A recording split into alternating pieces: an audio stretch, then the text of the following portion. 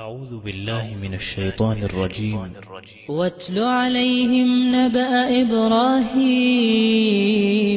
إذ قال لأبيه وقومه ما تعبدون قالوا نعبد أصناما فنظل لها عاكفين قال هل يسمعونكم إذ تدعون أو ينفعونكم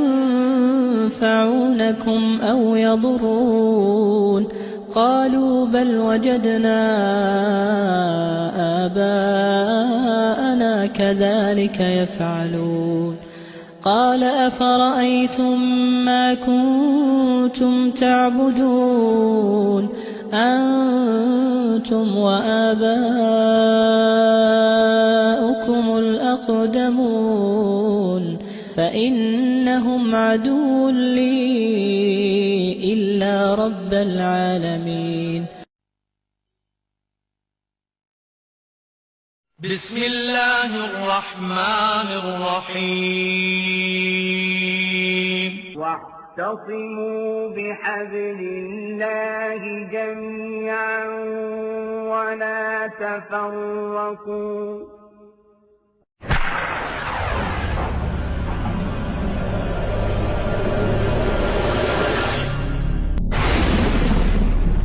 والشمس تجري لمستقر لها ذلك تقدير العزيز العليم والقمر قدرناه منازل حتى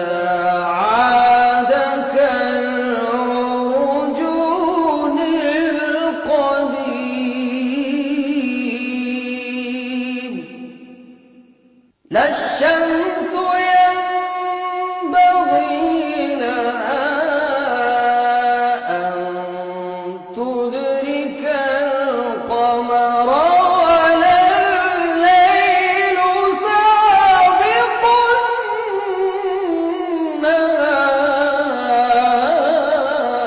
النهار وكل في فلك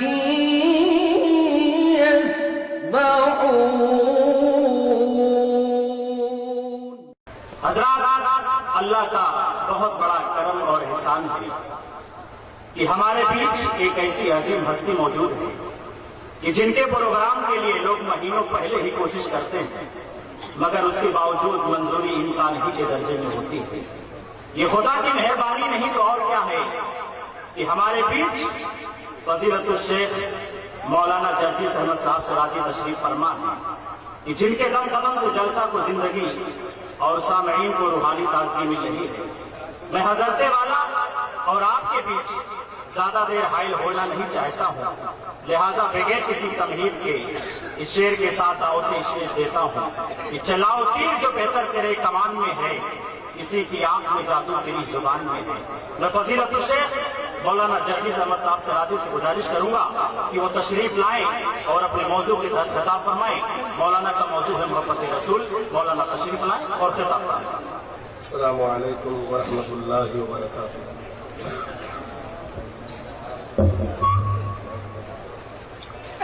الحمد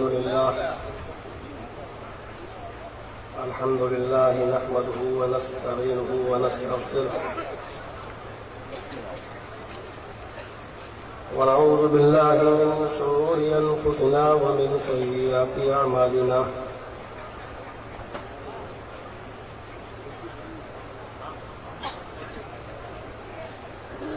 من يهده الله فلا مضل له ومن يضلل فلا هادي له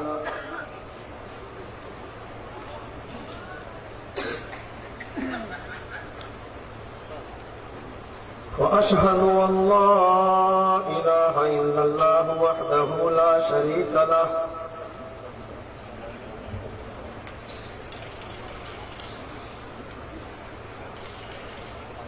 وأشهد أن محمدا عبده ورسوله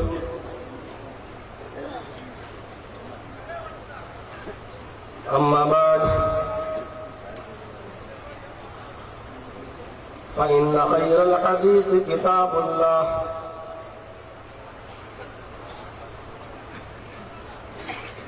وخير الهدي هدي محمد صلى الله عليه وسلم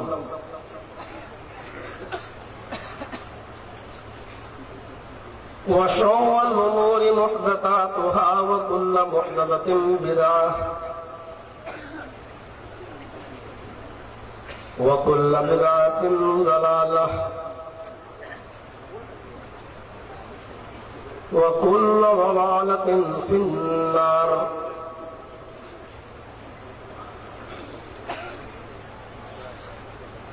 أعوذ بالله من الشيطان الرجيم. بسم الله الرحمن الرحيم.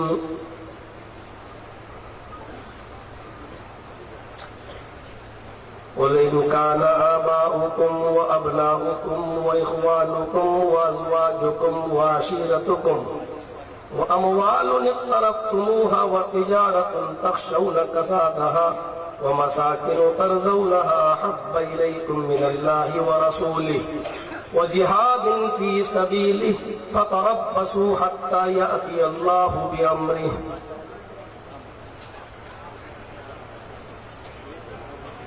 وعن انس رضي الله تعالى عنه قال قال رسول الله صلى الله عليه وسلم لا يؤمن أحدكم حتى أكون أحب إليه من والده وولده والناس أجمعين. رواه البخاري. رب اشرح لي صدري ويسر لي أمري واحلل عقدة من لساني يفقهوا قولي.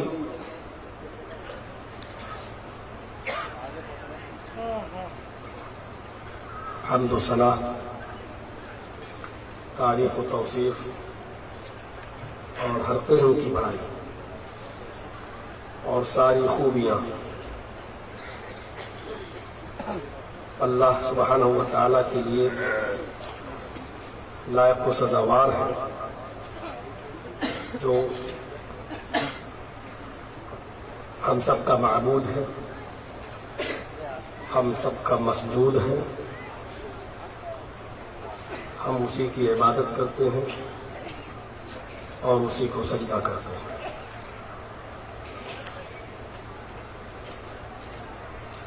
وہی تنہا اس کائنات کا خالق ہے،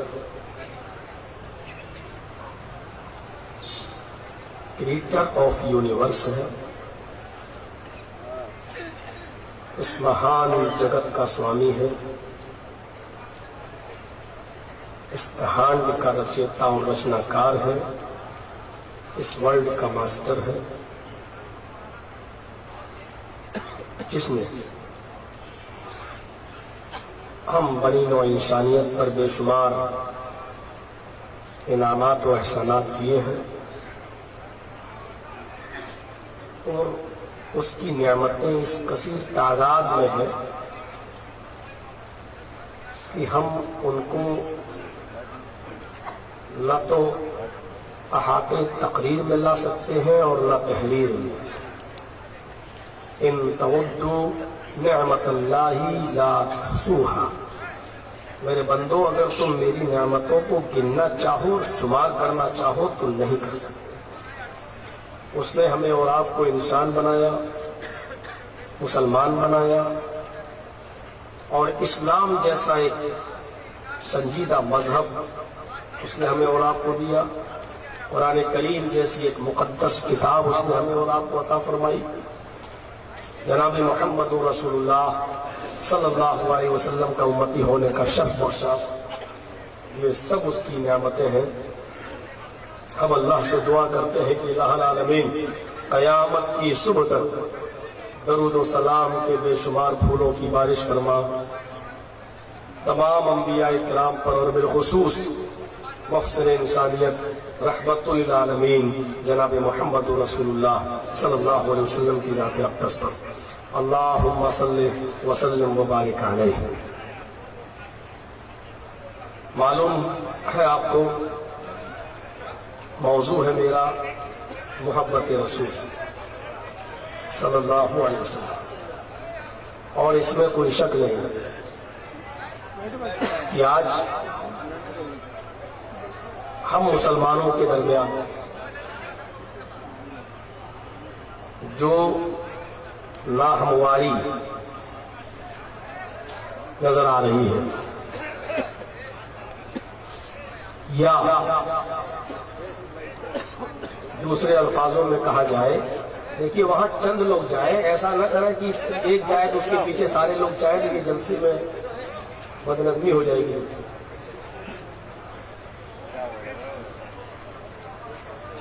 یہ ناہمواری جو آج نظر آ رہی ہے، یا دوسرے الفاظ میں کہہ دیا جائے کہ اختلافات اور انتشار جو اس امت اسلامیہ کے لیے درد سر بنا ہوا ہے، وہ سب اسی چیز کا نتیجہ ہے کہ محبت جو ہونی چاہیے تھی رسول عربی جناب محمد رسول اللہ صلی اللہ علیہ وسلم سے، اور جیسے ہونی چاہیے تھی، اور اس محبت کا جو تقاضا ہونا چاہیے تھا، وہ پورا نہیں ہوا۔ صرف دعویٰ رہ گیا ہے۔ دنیا میں جتنے بھی مسلمان ہیں، اور بنا کسی کا نام لیے ہوئے، ہم بھی اپنے آپ کو اس میں شامل کر رہے ہیں، جتنے بھی دنیا میں مسلمان ہیں، ہر مسلمان کا ایک دعویٰ ہے کہ ہمیں رسول اللہ صلی اللہ علیہ وسلم سے محبت ہے۔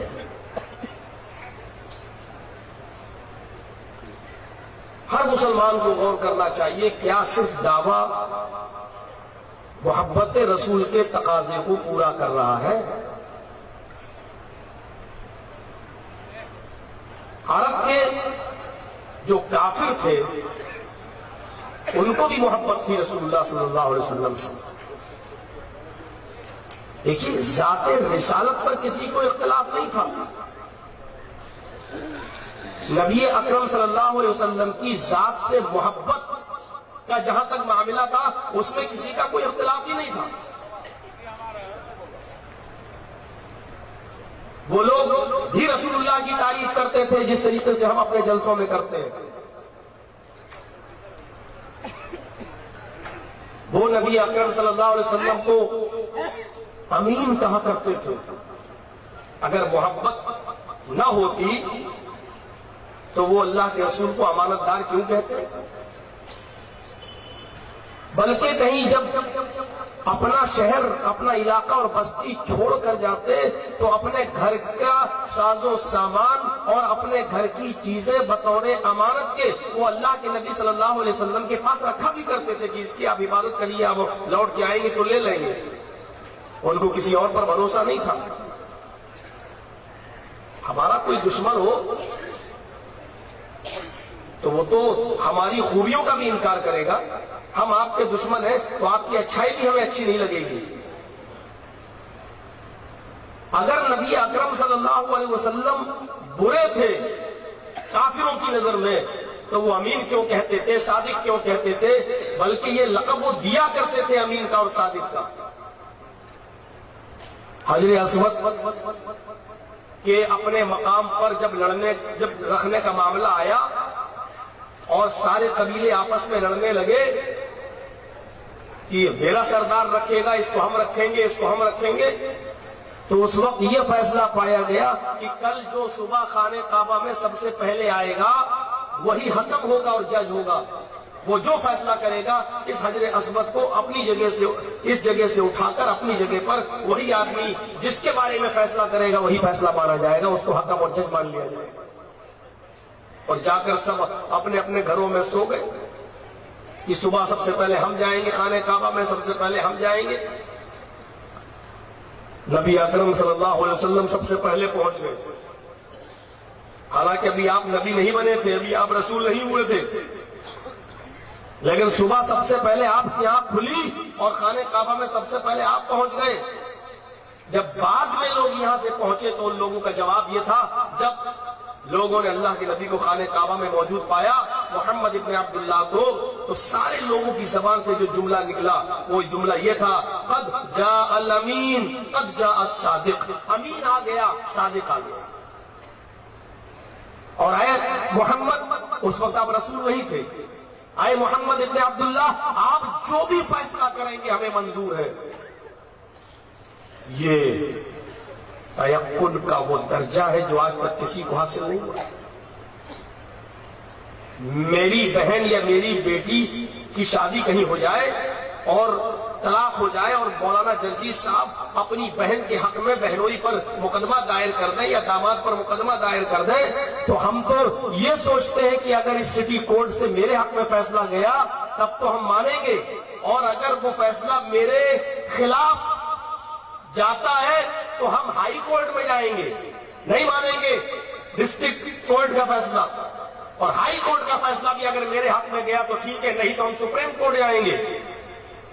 آج تک کسی جج کو یہ درجہ نہیں ملا کہ اس کی بات زبان سے نکلے اور مان لی گئی ہو۔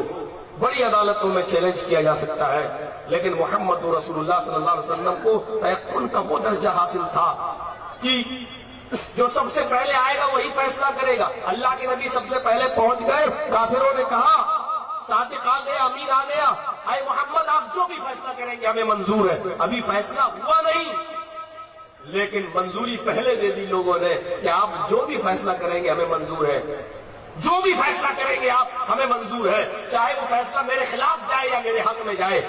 یہ یقین کا درجہ اور تیقن کا درجہ صرف محمد رسول اللہ کو حاصل تھا، آج تک کسی جج کو یہ حاصل نہیں ہو سکا، یقین کا یہ درجہ۔ آج ہمیں بھی رسول سے محبت ہے، دعویٰ ہے ہمارا، کافروں کو بھی محبت کا دعویٰ تھا، وہ بھی محبت کرتے تھے۔ بات یہ نہیں تھی، بات یہ تھی کہ رسول اللہ صلی اللہ علیہ وسلم جو چیز لے کر آئے تھے اس چیز کو عرب کے لوگوں نے نہیں مانا، اور جو نبی اکرم ہم کو دے کر گئے ہیں، ہم جن کی بات کو تسلیم کرتے ہیں لیکن مانتے تو ہم بھی نہیں ہیں۔ نبی اکرم صلی اللہ علیہ وسلم نے جو چیزیں دی ہیں، جو کام کرنے کا حکم دیا ہے، وہ کام تو ہم بھی نہیں کرتے ہیں، عرب کے لوگ بھی نہیں کرتے تھے، وہ بھی نہیں مانتے تھے۔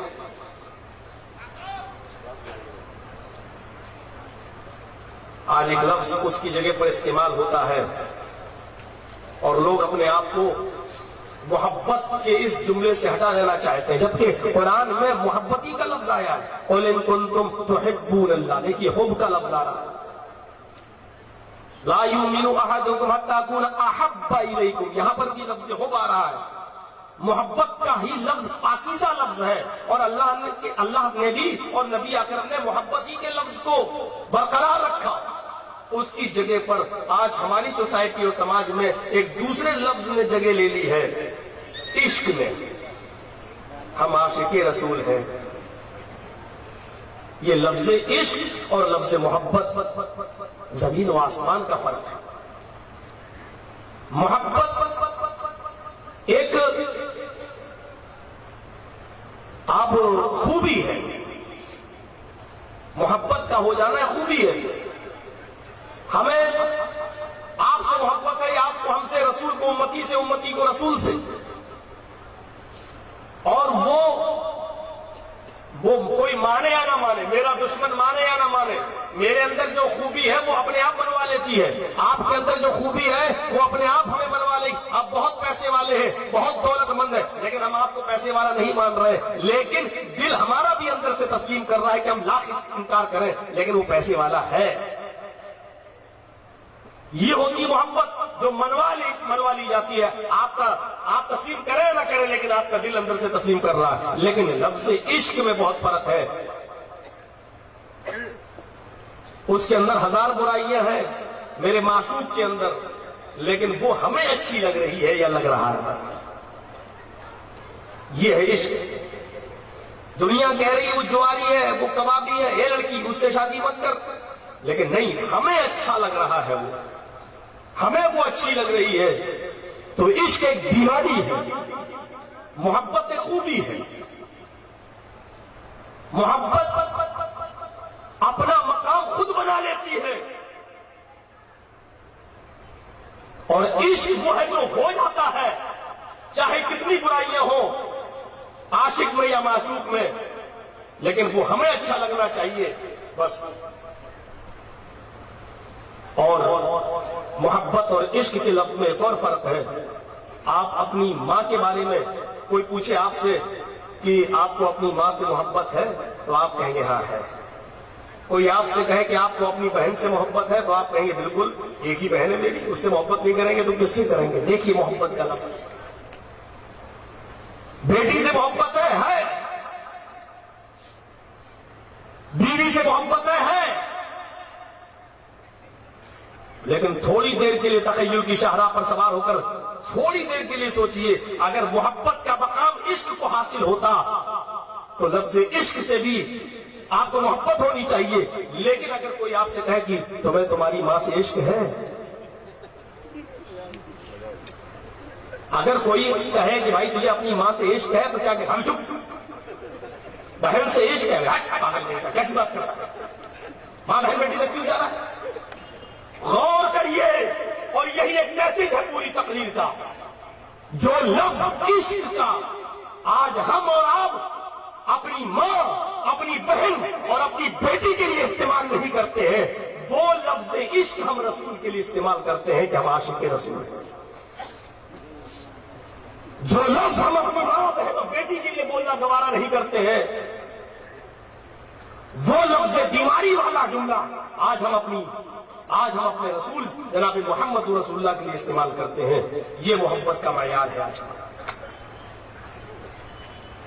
یہ تو راہ محبت میں اور عشق میں فرق ہے۔ ہمارے درمیان جو دوریاں ہیں اس کا نتیجہ یہی ہے، جتنی ہمیں رسول سے محبت ہوگی اتنے ہی ہم رسول کے مطیع و فرما بردار بھی ہوں گے۔ ان المحب لمن يحب مطیع۔ غور کیجئے قرآن کی آیت جو میں نے خطبہ مسنونہ کے بعد پڑھی۔ اب چلیے، یہ تو تمہید ہو گئی اب تک، اب آئیے محبت پر۔ قرآن کی اس آیت کو ہی لے لیجئے۔ قُلْ إِنْ كَانَ آبَاؤُكُمْ وَأَبْنَاؤُكُمْ وَإِخْوَانُكُمْ وَأَزْوَاجُكُمْ وَعَشِيرَتُكُمْ۔ ایک ایک لفظ کا ترجمہ سنتے جائیے گا، پہلے ترجمہ سنیے تاکہ پوری تقریر آپ کے سمجھ میں آ سکے۔ چند واقعات بھی آپ کے سامنے آئیں گے جو آپ کی روح کو تڑپا دیں گے۔ محبت کے واقعات جب آپ کے سامنے آئیں گے تو شاید آپ کے دل میں ایمان بھی جوش مارنے لگے۔ اے نبی فرما دیجیے، اے نبی کہہ دیجیے، ان کان آباؤکم، اے نبی آپ فرما دیجئے کہ اگر تمہیں تمہارے ماں باپ، تمہارے آبا و اجداد، پہلے ترجمہ سنیے گا ذہن میں، یہ چند چیزیں بتائی جا رہی ہیں اور سب کو یاد رکھیے گا، ہم کسی کو بھی کھڑا کر کے پوچھ سکتے ہیں کہ کتنی چیزیں بتائی ہیں۔ قُلْ إِنْ كَانَ آبَاؤُكُمْ، اے نبی آپ فرما دیجئے کہ تمہیں تمہارے آبا و اجداد، آپ کہہ دیجئے لوگوں سے کہ اگر تمہیں تمہارے آبا و اجداد، ایک وہ ابناؤکم، اور تمہیں تمہاری اولاد، تمہارے بیٹے بیٹیاں، تمہیں تمہارے آبا و اجداد اور تمہیں تمہاری اولاد، وَإِخْوَانُكُمْ، اور تمہیں تمہارے بھائی، وَأَزْوَاجُكُمْ، اور تمہیں تمہاری بیویاں، وَعَشِيرَتُكُمْ، اور تمہیں تمہارا خاندان،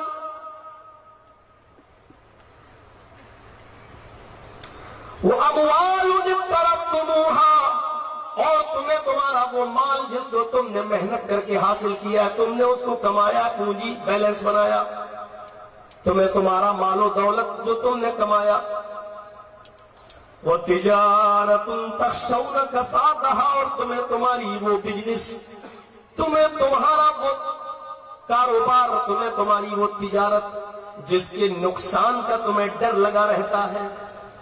جیسے کسان نے غلہ زمین میں بویا، اناج بویا، اب بے موسم بارش، اللہ اگر یہ بارش ہوگی تو میری فصل کا کیا ہوگا؟ ہم نے 10 لاکھ روپے اپنے کسی کاروبار میں ڈالے، 20 لاکھ روپے کسی کاروبار میں ڈالے، اب ہمیں ڈر لگا رہے 25-30 لاکھ روپے کی ایک بس خریدی، چلا رہے ہیں، اس کو ڈر لگا ہے کہیں ایکسیڈنٹ نہ ہو جائے، کہیں بس میں کمی نہ آ جائے۔ تجارت، بزنس جس کے کے نقصان کا تمہیں ڈر لگا رہتا ہے. کتنی چیزیں ہو گئی. تمہیں تمہارے آبا و اجداد، تمہیں تمہاری اولادیں، تمہیں تمہارے بھائی، تمہیں تمہاری بیویاں، اور تمہیں تمہارا خاندان، اور تمہیں تمہارا مال جو تم نے کمایا، اور تمہیں تمہاری وہ تجارت، تمہاری وہ بزنس جس کا تمہیں خطرہ لگا رہتا ہے، ڈر لگا رہتا ہے کہیں نقصان نہ ہو جائے، اس کی سست بازاری کا اور سستے ہونے کا خطرہ تمہیں لگا رہتا ہے تمہاری تجارت کا. وَمَسَاكِنُ تَرْضَوْنَهَا، اور تمہاری وہ بڑی بڑی بلڈنگیں جس میں تم رہ کر خوش ہوتے ہو، تمہاری بلڈنگیں، تمہارے مکان جس میں تم رہ کر راضی ہو، خوش ہو. وَمَسَاكِنُ تَرْضَوْنَهَا، اور تمہیں تمہارے وہ مکانات جن میں تم رہتے ہو. اتنی چیزیں بتائیں. اتنی چیزیں بتانے کے بعد فرمایا احب الیکم من اللہ ورسولہ، اگر یہ ساری چیزیں تمہیں اللہ اور اس کے رسول سے زیادہ محبوب ہیں، اگر یہ ساری چیزیں تمہیں اللہ اور اس کے رسول سے زیادہ پیاری ہیں، یہ ساری چیزیں تمہیں اللہ اور اس کے رسول سے زیادہ چاہیتی ہیں، جہاد فی سبیلی، اور اللہ کے راستے میں جہاد کرنے سے زیادہ عزیز ہیں، اللہ کے راستے میں جہاد کرنے سے زیادہ تمہیں پیاری ہیں اللہ اور اس کے رسول سے، اور جہاد سے زیادہ اگر تمہیں یہ ساری چیزیں پیاری ہیں، فَتَرَبَّصُوا حَتَّىٰ يَأْتِيَ اللَّهُ بِأَمْرِهِ، تو انتظار کرو اللہ کی طرف سے آ جانے والے کسی عذاب کا، انتظار کرو اللہ کی طرف سے آ جانے والے کسی ناگہانی عذاب کا. عذاب کبھی بھی آ سکتا ہے تمہارے اوپر اگر یہ ساری چیزیں تمہیں اللہ اور اس کے رسول سے زیادہ پیاری ہیں. تمہیں کیا مطلب ہے؟ اللہ تعالیٰ یہ کہہ رہا ہے کہ باپ سے محبت نہ کرو، اولاد سے محبت نہ کرو، بیوی سے محبت نہ کرو، بچوں سے محبت نہ کرو، کاروبار سے محبت نہ کرو، تجارت سے محبت نہ کرو. کیا اللہ یہ کہنا چاہتا ہے ان سب کو چھوڑ دو، بس اللہ سے اور اس کے رسول سے محبت کرو؟ نہیں. یہ آیت کا مطلب یہ ہے کہ ماں باپ سے محبت ہو، اولاد سے ہو، بھائیوں سے ہو، بیویوں سے ہو، خاندان سے بھی ہو، مال و دولت سے بھی ہو، تجارت سے بھی ہو، مکانات سے، سب سے محبت کرو. لیکن جب قربانی دینے کی بات آ جائے، اور رسول سے بھی محبت کرو، رسول سے بھی محبت کرو، لیکن جب قربانی دینے کی بات آ جائے اور دونوں محبتوں میں سے ایک کی محبت کو قربان کرنا پڑے، باپ کی محبت ہے اور رسول سے بھی محبت ہے لیکن ایک کی محبت کو قربان کرنا پڑ رہا ہے، تو ایسے موقع پر باپ کی محبت کو قربان کر دو لیکن رسول کی محبت کو قربان نہ کرو. یہ مطلب ہے. سپوز دیٹ، ایک مثال کے طور پر ایگزامپل دیتا ہوں. میرے ہاتھ میں یہ گھڑی ہے، مان لیجیے سونے کی گھڑی ہے، سونا، قیمتی سونا، یہ میں پہنے ہوئے ہوں اور سفر کر رہا ہوں، میں لے کر جا رہا ہوں اور مجھے اکیلے میں کسی نے پکڑ لیا اور 2-4 آدمی یا چوروں کے ایک گروہ نے ہم کو پکڑ لیا. ہم اکیلے ہیں. گھڑی تھا. اب سونے کی گھڑی ہمیں محبوب ہے، پیاری ہے، ہم نہیں چاہتے کہ دیں گھڑی دے رہا نہیں بھائی بچا رہے ہیں. اب ان لوگوں نے اور کس کے پکڑا، اتار رہا کہ نہیں اتار رہا، پکڑ لیا سب لوگوں نے مل کے. ایک چھری نکالی، دوسرے نے چھری نکالی، ایک گھڑی دے رہا ہے کہ نہیں، پورا ہاتھ کاٹ ڈالوں گا میں. گھڑی بھی پیاری، ہاتھ بھی پیارا. گھڑی سونے کی ہے، پیاری ہے، ہاتھ بھی پیارا ہے. اب ہمارے سامنے 2 ہی راستے، یا تو گھڑی اتار کے دے دوں اور ہاتھ بچا لوں، اور نہیں تو گھڑی کے بچانے کے چکر میں ہاتھ بھی کٹا بیٹھوں گا، گھڑی بھی جائے گی اور ہاتھ بھی. تو اب اس میں عقل مند آدمی کون ہے؟ جبکہ پسندیدہ دونوں چیزیں ہیں، ہمیں محبت دونوں چیزوں سے، گھڑی بھی ہمیں اچھی لگ رہی، گھڑی سے بھی محبت ہے کیونکہ سونے کی ہے، اور ہاتھ سے بھی ہمیں پیار ہے. اب قربانی دینے کا موقع آ رہا ہے تو عقل مند آدمی کون ہے؟ میں سمجھتا ہوں کہ آپ لوگوں میں بھی سبھی عقل مند ہوں گے یہاں، اور کوئی ایسا نہیں ہوگا جو یہ کہے گا نہیں ہاتھ کٹوا لوں گا لیکن گھڑی نہیں دوں گا. ایسا کوئی نہیں ہوگا. اس موقع پر آدمی یہی عقل مند وہی ہے، دل تو نہیں چاہ رہا ہے لیکن قربانی دینے کا موقع آ رہا ہے تو گھڑی کی قربانی دے دے اور اپنا ہاتھ بچا لے. ہاتھ سلامت تو 50 گھڑی ہم پھر خرید لیں گے، کما لیں گے، محنت کر لیں گے. قربانی دینے کا موقع آیا تو ایک چیز کو قربان کر دے، دوسری چیز بچا لے. تو بڑی قیمتی تھی لیکن ہاتھ سے زیادہ نہیں. جب رسول کی محبت اور ماں باپ کی محبت ٹکرا جائے اور دونوں میں سے کسی ایک کی محبت کو قربان کرنا پڑے تو ماں باپ بھی عزیز ہے, رسول بھی عزیز ہے, لیکن رسول باپ سے زیادہ عزیز ہے. اس لیے باپ کی قربانی پہ دینا گوارا کر لیا جائے لیکن رسول کی محبت کی قربانی نہ دی جائے. یہ معیار ہونا چاہیے محبت کا جو ہمارے درمیان نہیں. یہاں نماز کا ٹائم ہے, مسجد سے اذان کی آواز آتی ہے, حی علی الصلاۃ, آؤ نماز کی طرف.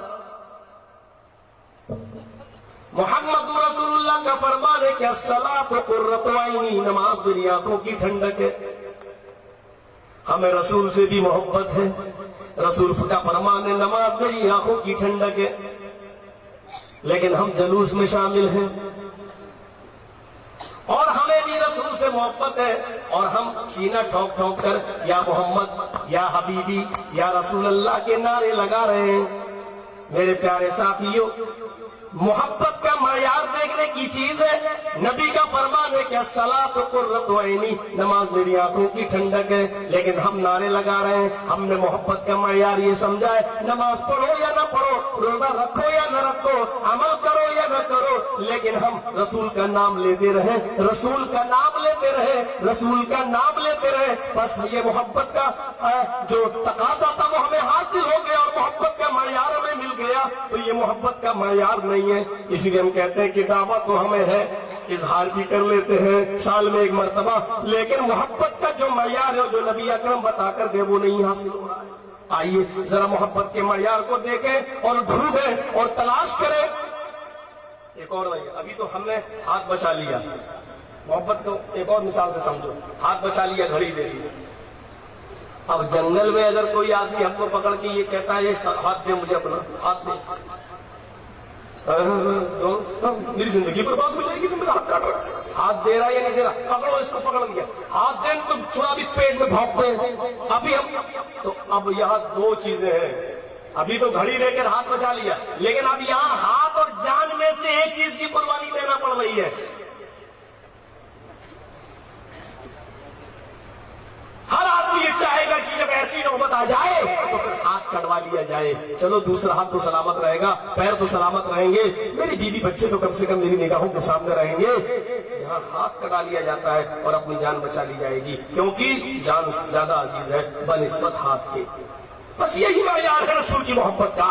سب سے محبت ہو, ماں باپ بھائی بہن رشتے دار کنبہ قبیلہ ہے, مال دولت بھی, سب سے محبت کرو, کوئی منع نہیں ہے, محبت ہونی چاہیے سب سے, لیکن زیادہ محبوب ہونا چاہیے اللہ اس کا رسول. احب الیکم من اللہ ورسولہ, یہ ساری چیزیں زیادہ نہیں, زیادہ محبوب ہو. احب الیکم من اللہ ورسولہ, اللہ اور اس کے رسول سے زیادہ اگر یہ ساری چیزیں زیادہ محبوب ہے تو انتظار کرو اللہ کی طرف سے آ جانے والے کسی عذاب کا. حضرت ابوبکر صدیق جنگ بدر میں جناب محمد رسول اللہ کا ساتھ دے رہے ہیں.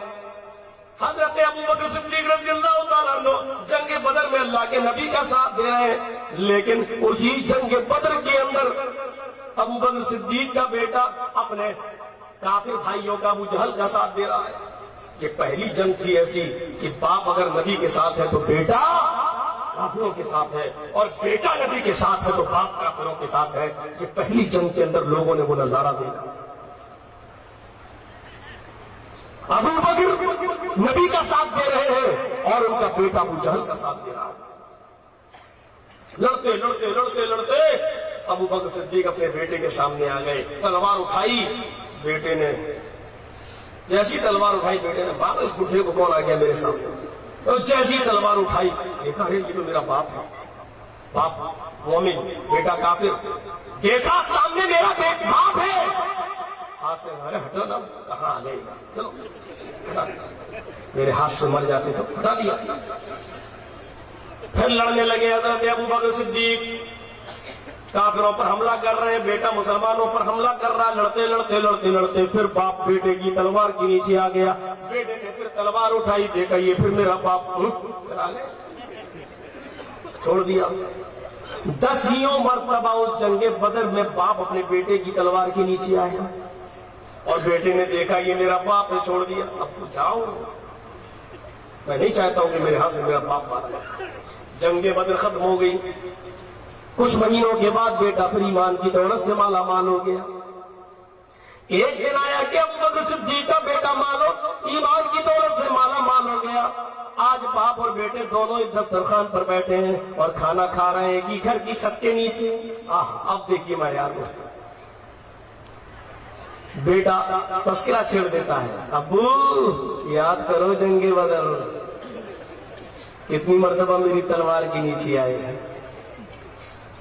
ارے ابو جان، آپ اللہ کے نبی کا ساتھ دے رہے تھے اور میں ابو جہل کا، 10 مرتبہ آپ میری تلوار کے نیچے آئے، لیکن میں نے دیکھا کہ یہ میرا باپ ہے۔ زمین و آسمان کی نظروں نے آج تک ایسا نظارہ نہیں دیکھا تھا کہ بیٹا اپنے باپ کی گردن پہ تلوار اٹھا لے۔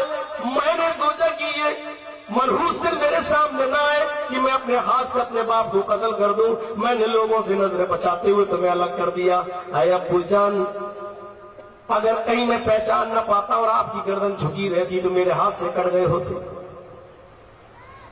باپ سمجھ کے چھوڑ دیا۔ ابو کا جواب سنیے، وہی محبت تھی۔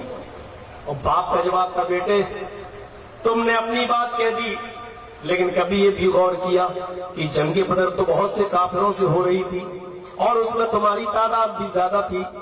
ہم 313 تھے، تم 1000 سے زیادہ تھے، لیکن اتنی بڑی تعداد میں ہم تمہاری تلوار کے نیچے بار بار کیوں آ رہے تھے؟ کبھی تم نے سوچا کہ 8-10 بار ہم تمہاری تلوار کے نیچے کیوں آئے؟ نہیں باپو، یہ تو نہیں معلوم کیوں آئے۔ کہا بیٹے میدان جنگ میں تجھی کو تلاش کر رہا تھا اور میری نظر تیرے اوپر تھی۔ کیا مطلب؟ کہا میدان جنگ میں یہ بھول گیا تھا کہ تو میرا بیٹا ہے۔ جب میں تجھے ڈھونڈ رہا تھا تو میں اپنا بیٹا سمجھ کر نہیں بلکہ جناب محمد رسول اللہ کا دشمن سمجھ کر میں تیرا پیچھا کر رہا تھا۔ میں تیری تلوار کے نیچے آیا، تو نے اپنی تلوار میری اوپر اٹھائی، ٹال لی، سوت لی، میری نظر تیری چہرے پہ پڑی، تو نے دیکھا کہ یہ میرا باپ ہے، تو نے تو چھوڑ دیا۔ قسم ہے اس ذات کی جس کے قبضے میں میری جان ہے، تو نے تو مجھے چھوڑ دیا۔ اگر تو میری تلوار کے نیچے آ جاتا، اے میرے بیٹے لڑتے لڑتے اگر تو میدان بدر میں میری تلوار کے نیچے آ جاتا اور میں تجھے دیکھ بھی لیتا کہ میری تلوار کے نیچے میرا بیٹا ہے، قسم ہے اس ذات کی جس کے قبضے میں محمد میری جان ہے، جس کے قبضے میں تیرے باپ کی جان ہے، میں تیری شکل دیکھ کر بھی تجھے نہیں چھوڑتا اور اپنی تلوار تیری گردن پہ مار ہی دیتا، اپنی تلوار تیری گردن پہ چلا ہی دیتا۔ یہ نہیں سمجھتا کہ مرنے والا میرا بیٹا ہے، بلکہ یہ سمجھتا کہ مرنے والا محمد رسول اللہ کا دشمن ہے۔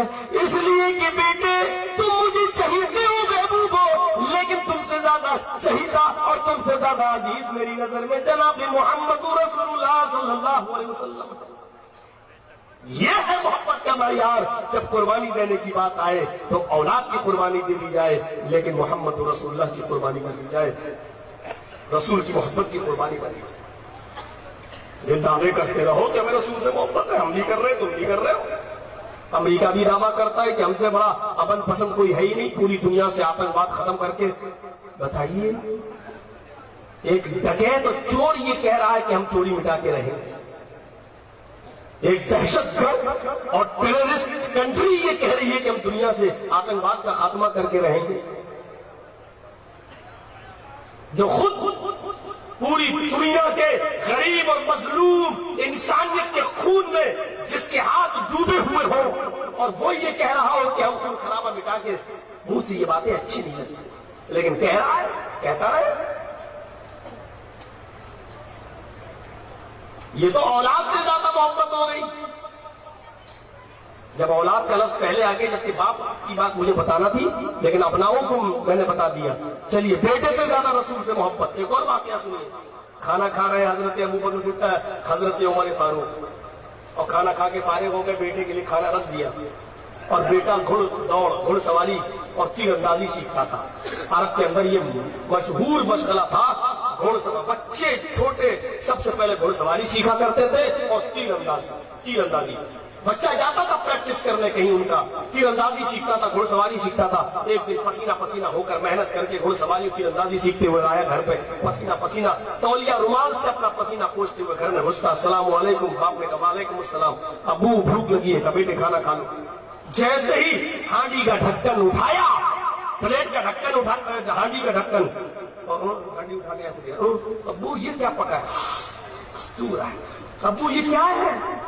باپ نے کہا بیٹے کدو، لوکی. ہمارے یہاں لوکی بولا جاتا ہے، آپ کے یہاں کدو تو بولا جاتا ہے، لمبا سا جو ہرے رنگ کا ہوتا ہے. عربی میں اس کو دبا کہتے ہیں. دبا کیا ہے یہ؟ کہا لوکی. تو کہتا ایسے جیسے آج کل ہمارے بچے کہتے نہیں کھائیں گے، تو اس نے کہا اور ایسے کہا یہ بھی کوئی کھانے والی چیز ہے؟ اپنے باپ کی طرف دیکھ کر ایسے آدھے جملے تو ہانڈی کی طرف رہے، یہ بھی کوئی کھانے والی چیز ہے؟ ایسے جیسے اس نے منہ بنایا اور کہا یہ بھی کوئی کھانے والی چیز ہے، جیسے ہی کہا چیز ہے اور چہرے پہ نظر پڑی اپنے باپ کے، تو کیا دیکھتا ہے بیٹا کہ میرا باپ تلوار کی میان سے ہاتھ اس کے ہتھے پہ رکھا ہوا تلوار میان سے باہر نکال رہا ہے. اس کا ہاتھ تلوار کی میان پہ تڑپ رہا ہے. بیٹے نے دیکھا کنے ابو کھا رہے ہیں، اور بیٹھا اور کھانا کھایا. اور ذات المعاد علامہ ابن قیم کے الفاظ ہیں کہ کھانا اس نے شکم سیر ہو کر کھایا. ایسے نہیں کہ نہیں کھایا جا رہا پھر بھی کھا رہے، شکم سیر ہو کر پیٹ بھر کے کھانا کھایا. اور کھانا کھانے کے بعد جب فارغ ہوا تو اس کے باپ نے تلوار میان میں اندر رکھ کر اپنے بیٹے سے کہا اے میرے بیٹے، آج تم نے لوکی کھانے سے منہ بنا لیا اور چڑھا لیا. میں نے تمہاری پیشانی پر دیکھا، تمہیں لوکی پسند نہیں تھی، یہ کدو پسند نہیں تھا. آج تم نے منع کر دیا، لیکن آئندہ اگر تم نے کدو کھانے سے منع کیا تو اتنا یاد رکھنا، یہ کدو میں اپنے نبی جناب محمد رسول اللہ کے ساتھ رہا، میں نے اکثر دیکھا کہ گوشت کے اندر اللہ کے نبی کدو کے بڑے بڑے ڈیلے ڈالا کرتے تھے، بڑے بڑے ٹکڑے ڈالا کرتے تھے. اور آئے میرے بیٹے جب بھی اللہ کے نبی نے گوشت کھایا تو میں نے دیکھا کہ گوشت کی بوٹیاں نہیں ڈھونڈی، ہم جیسے ملا مولویوں کی طرح گوشت کی بوٹیاں نہیں ڈھونڈی، وہ لوکی کے کدو کے بڑے بڑے ٹکڑے ڈھونڈا کرتے تھے اور گوشت سے زیادہ وہ کدو کے ٹکڑوں کو ترجیح دیتے تھے. اے میرے بیٹے، جو چیز میرے نبی کو محبوب ہو، کھانے میں جو چیز میرے نبی کو پسند ہو، وہ چیز تم منہ چڑھاؤ. آج تو تم نے اس کو کھانے سے انکار کر دیا تھا، منہ بنا لیا تھا. اے میرے بیٹے، آئندہ اگر تم نے میرے نبی کی محبوب غذا سے منہ بنایا اور منہ چڑھایا اور کھانے سے انکار کیا تو کعبے کے رب کی قسم میں اپنی تلوار سے تیری گردن تن سے جدا کر دوں گا. یہ نہیں دیکھوں گا کہ مرنے والا میرا بیٹا ہے، یہ سمجھوں گا کہ مرنے والا میرے نبی کی سنت سے، میرے نبی کی غذا سے نفرت کیا کرتا تھا. یہ اس کا چہرہ ہے جو میرے سامنے پڑا ہے. میرے بھائیوں، وہ تو رسول اللہ کی غذا سے بھی محبت کرتے تھے، ہم تو رسول کی نماز سے بھی محبت نہیں کرتے، ہم تو رسول کے روزوں سے بھی محبت نہیں کرتے. ہم نمازیں بھی الگ الگ طریقے سے پڑھتے، میرے امام نے ایسے پڑھی، میرے پیر نے ایسے پڑھی. ہمیں نہ تو رسول کی نماز سے محبت ہے، نہ رسول کے روزوں سے محبت ہے. میرے بھائیوں، میرے نبی کو کی نماز سے ہمیں کتنی محبت ہونا چاہیے، جبکہ اس کا حکم بھی موجود ہے کہ صلوا کما رأیتمونی اصلی. لوگوں نماز ویسے پڑھو جیسے تم مجھے دیکھتے ہو نماز پڑھتے ہوئے. اب آپ اندازہ لگاؤ میرے بھائیوں، تم میرے دشمن نہیں ہو. اللہ کی قسم میں تم سے بہت پیار سے پوروک تم سے کہتا ہوں، پیار کے نظریے سے تم سے کہتا ہوں، تم نے میرا کچھ نہیں بگاڑا. ہم تم سے نفرت کیوں کریں گے؟ ہمیں محبت بھی ہونی چاہیے، تو اس کا معیار بھی وہی جو جناب محمد رسول اللہ صلی اللہ علیہ وسلم نے فرمایا. اللہ کے نبی نے محبت کا جو معیار بتایا تھا وہ ہمیں اور آپ کو سب کو معلوم ہے. یہ دیکھیے، اولاد سے زیادہ محبت کیا کرتے تھے. آؤ قرآن کا ذرا پہلا جملہ بھی دیکھ لے، قل ان کان آباؤکم و ابناؤکم. اب میں ترتیب تھوڑی سی بدل گئی، ابناؤکم پہلے ہو گیا، یعنی اولاد سے زیادہ رسول سے محبت کرنے والے اپنی اولاد کے لیے تلوار نکال لی کا قتل کر دوں گا اگر رسول کی غذا سے تم نے نفرت کی. لیکن ابناؤکم بھی سن لیں، قل ان کان آباؤکم. اے نبی کہہ دو کہ اپنے باپ سے بھی زیادہ تمہیں رسول محبوب محبوب ہونا چاہیے، اپنے باپ سے بھی زیادہ رسول سے محبت ہونی چاہیے، باپ سے زیادہ۔ مدینے میں جنگ ہو رہی ہے اور مدینے میں عبداللہ ابن ابی ابن سلول اس امید میں تھا کہ مدینہ میں سب سے زیادہ میری عزت ہوگی، میں مدینہ کا حکمراں، لوگ اسی کی عزت کرتے تھے اور اسی کو اپنا حکمراں تصور کرنے والے تھے مدینہ میں، عبداللہ ابن ابی کو۔ لیکن جب اللہ کے نبی ہجرت کر کے مدینہ چلے گئے تو صحابہ کرام نے محمد رسول اللہ صلی اللہ علیہ وسلم کی بڑی عزت و توقیر کی، بہت عزت کی، اپنے سروں پہ بٹھایا۔ عبداللہ ابن ابی کو یہ بہت برا لگا، اس نے منافقت اختیار کر لی کہ مکے سے آیا ہوا، مکے کے لوگوں نے جس کو دھتکار دیا ہو، نکال دیا ہو، مدینے میں آیا اور میری حکومت خطرے میں پڑ گئی، اور یہ آ کر لوگوں کے دلوں پہ حکومت کرنے لگا۔ ابھی چند ہی دن ہوئے اور لوگوں کے دلوں پہ راج کرنے لگا۔ ایک جنگ کے اندر جب مسلمان کافی شہید ہو گئے تو اس نے برگلایا لوگوں کو، عبداللہ ابن ابی نے، اور کہا دیکھو محمد نے کتنے لوگوں کو مروا دیا، تمہارے کتنے بھائیوں کو مروا دیا، تمہارے کتنی بیٹوں کو مروا دیا، چلو ایسا کرو ہم لوگ مدینہ لوٹتے ہیں اور سب سے بڑا عزت والا، سب سے بڑے ذلیل کو مدینے سے نکال دے گا۔ قرآن نے اس کی گالی کو ریکارڈ کر لیا، لَيُخْرِجَنَّ الْأَعَزُّ مِنْهَا الْأَذَلَّ، چلو ہم مدینے چلتے ہیں اور سب سے بڑا عزت والا، سب سے بڑے ذلیل کو مدینے سے نکال دے گا، یعنی ہم عزت والے ہیں اور محمد رسول اللہ انسلٹڈ ہے، سب سے زیادہ ذلیل ہے، سب سے زیادہ ذلیل، چلو ہم سب سے بڑے ذلیل کو نہیں محمد کو مدینے سے نکال دیں گے صلی اللہ علیہ وسلم۔ یہ بات عبداللہ ابن ابی کے بیٹے نے سن لی، لیکن جنگ کا پاسا پلٹ گیا اور نبی کو فتح مل گئی۔ جب نبی اکرم اس جنگ میں کامیاب ہو گئے تو ہاتھوں ہاتھ دیے جانے لگے۔ عبداللہ ابن ابی سمجھ گیا کہ اب مدینے میں میری انٹری نہیں ہے، بھاگ جاؤ ورنہ محمد اور اس کے صحابہ ہمیں قتل کر دیں گے اور اللہ کے رسول یہ گالی دینے کے بدلے میں ہمارے قتل کا حکم نافذ فرما دیں گے۔ عبداللہ ابن ابی بھاگا، اس کا بیٹا اس کے پیچھے پیچھے بھاگا۔ مکے سے مدینے سے مکہ میں انٹری کرنے والا ہے، مدینے سے مکے میں انٹری کرنے والا ہے، لیکن مین بارڈر پر مکہ اور مدینہ کے بالکل بیچوں بیچ میں بارڈر پر بیٹے نے اپنی تلوار اپنے باپ کی گردن پر رکھ دی۔ نہیں جا سکتے یہاں سے۔ پیچھے مڑ کے دیکھا تو کہا بیٹے کیا مذاق کرتے ہو، تم میری گردن پہ تلوار رکھ رہے ہو، تم تو میرے بیٹے ہو۔ کہا جانتا ہوں میں بیٹا ہوں، آپ میرے باپ ہیں۔ آپ نے جناب محمد رسول اللہ کو گالی دی ہے، سب سے بڑا ذلیل انسان کا ہے، جب تک اللہ کے رسول آپ کے بارے میں کوئی فیصلہ نہیں کریں گے آپ کو میں جانے نہیں دوں گا۔ بیٹے تم جانتے ہو محمد رسول اللہ میرے بارے میں جو فیصلہ کریں گے وہ فیصلہ قتل کا ہوگا، اور میں جانتا ہوں کہ پورے مدینے میں سب سے زیادہ تم مجھ سے محبت کرتے ہو کیونکہ تم میرے بیٹے ہو۔ بیٹے تم تو تلوار چلا ہی نہیں سکتے اور محمد میری گردن پر تلوار چلانے کا حکم دیں گے، اس لیے مجھے تم یہاں روک نہیں سکتے، جانے دو۔ بیٹے نے کہا ابو میں محمد کا ساتھی ہوں، جو کہتا ہوں کر کے دکھاتا ہوں۔ ایک انچ بھی قدم آگے بڑھا دیا اللہ کی قسم تلوار آپ کی گردن پہ چلا دوں گا، اور محمد کا ساتھی جو کہتا ہے وہ کر کے دکھاتا ہے۔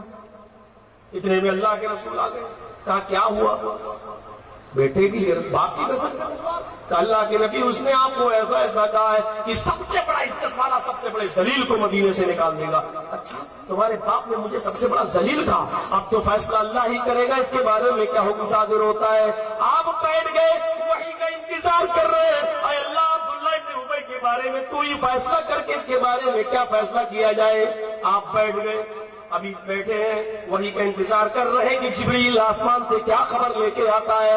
اتنے میں بیٹا اپنے نبی سے خطاب کر کے کہتا ہے، وہ بیٹا عبداللہ ابن ابی کا اپنے باپ کے بارے میں کہتا ہے، اے اللہ کے نبی جبریل پتہ نہیں میرے باپ کے بارے میں کیا حکم لے کر آئے اور آپ میرے باپ کے بارے میں اپنی عدالت سے کون سا حکم دیں، لیکن ایک بات سن لیجئے اے میرے نبی، اے اللہ کے رسول صلی اللہ علیہ وسلم، ایک بات سن لیجئے، اگر آسمان سے جبریل میرے باپ کے قتل کا حکم لے کر آئے، میرے باپ کے قتل کا آرڈر لے کر آئے، میرے باپ کو اللہ رب العالمین قتل کرنے کا حکم دے دے اور جبریل آپ کو بتائے کہ اللہ نے قتل کا آرڈر دیا ہے، تو اے اللہ کے نبی جب آپ کو میرے باپ کے قتل کا حکم مل جائے تو یہ کام کسی جلاد سے مت کرانا، میرے باپ کے قتل کا کام، اے اللہ کے نبی یہ حکم اس کے بیٹے کو دینا، یہ حکم مجھے دینا، آپ کی زبان سے میرے باپ کے قتل کا حکم نکلے گا، اللہ کی قسم آپ کی آنکھ چھپکنے سے پہلے، چھپکے گئے کھلنے سے پہلے ہم اپنے باپ کی گردن کاٹ کر آپ کے قدموں پہ لا کے ڈال دیں گے۔ اللہ کے نبی نے عبداللہ ابن ابی کے بیٹے کو دیکھا، پھر اس کے باپ کو دیکھا، کھڑے ہو گئے، مجھ سے تم اتنی محبت کرتے ہو اے عبداللہ کے بیٹے؟ ہاں، کیا میں حکم دوں تو تم اپنے باپ کی گردن کاٹ دو گے؟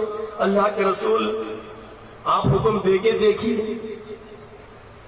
کہا اللہ، نظریں آسمان پہ اٹھ گئی، کہا اللہ میں نہیں جانتا کہ تو آسمان سے عبداللہ ابن ابی کے بارے میں کیا حکم نافذ کرے گا، لیکن اتنا اے اللہ تو سن لے، عبداللہ ابن ابی نے مجھے گالی دی، مجھے انسلٹڈ کہا، مجھے سب سے بڑا ذلیل کہا، لیکن اس کا بیٹا تو اپنے باپ سے زیادہ مجھے چاہتا ہے۔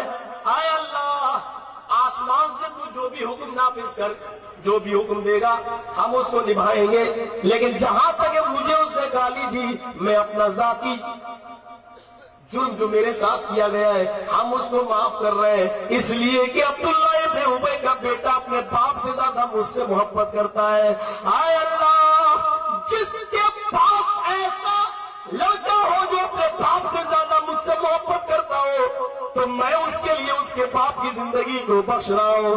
اے عبداللہ کہ بیٹے اپنے باپ کو جانے دے، تو تو میرے پاس ہے، تو تو میرے ساتھ ہے، جانے دے، میں نے تیرے باپ کو معاف کر دیا۔ یہ تھی رسول سے محبت۔ ہم بھی محبت کرتے ہیں، 4 لڑکیاں 1 لڑکا، بڑی محبت ہے ہمیں اپنے بیٹے سے، اس لیے کہ 4 لڑکیوں کے بعد ہوا ہے، چھوٹا ہے، بیٹا جو زبان سے نکالتا ہے باپ کا بیٹا آ جائے گا، چلو چلو بازار سے یہ بھی نہیں دیکھتا کہ بیٹا جو مانگ رہا ہے اس چیز کو شریعت کیا کہتی ہے، اپنی اولاد کے لیے اس کی محبت کے لیے لایا جائے یا شریعت اس سے منع کر رہی ہے۔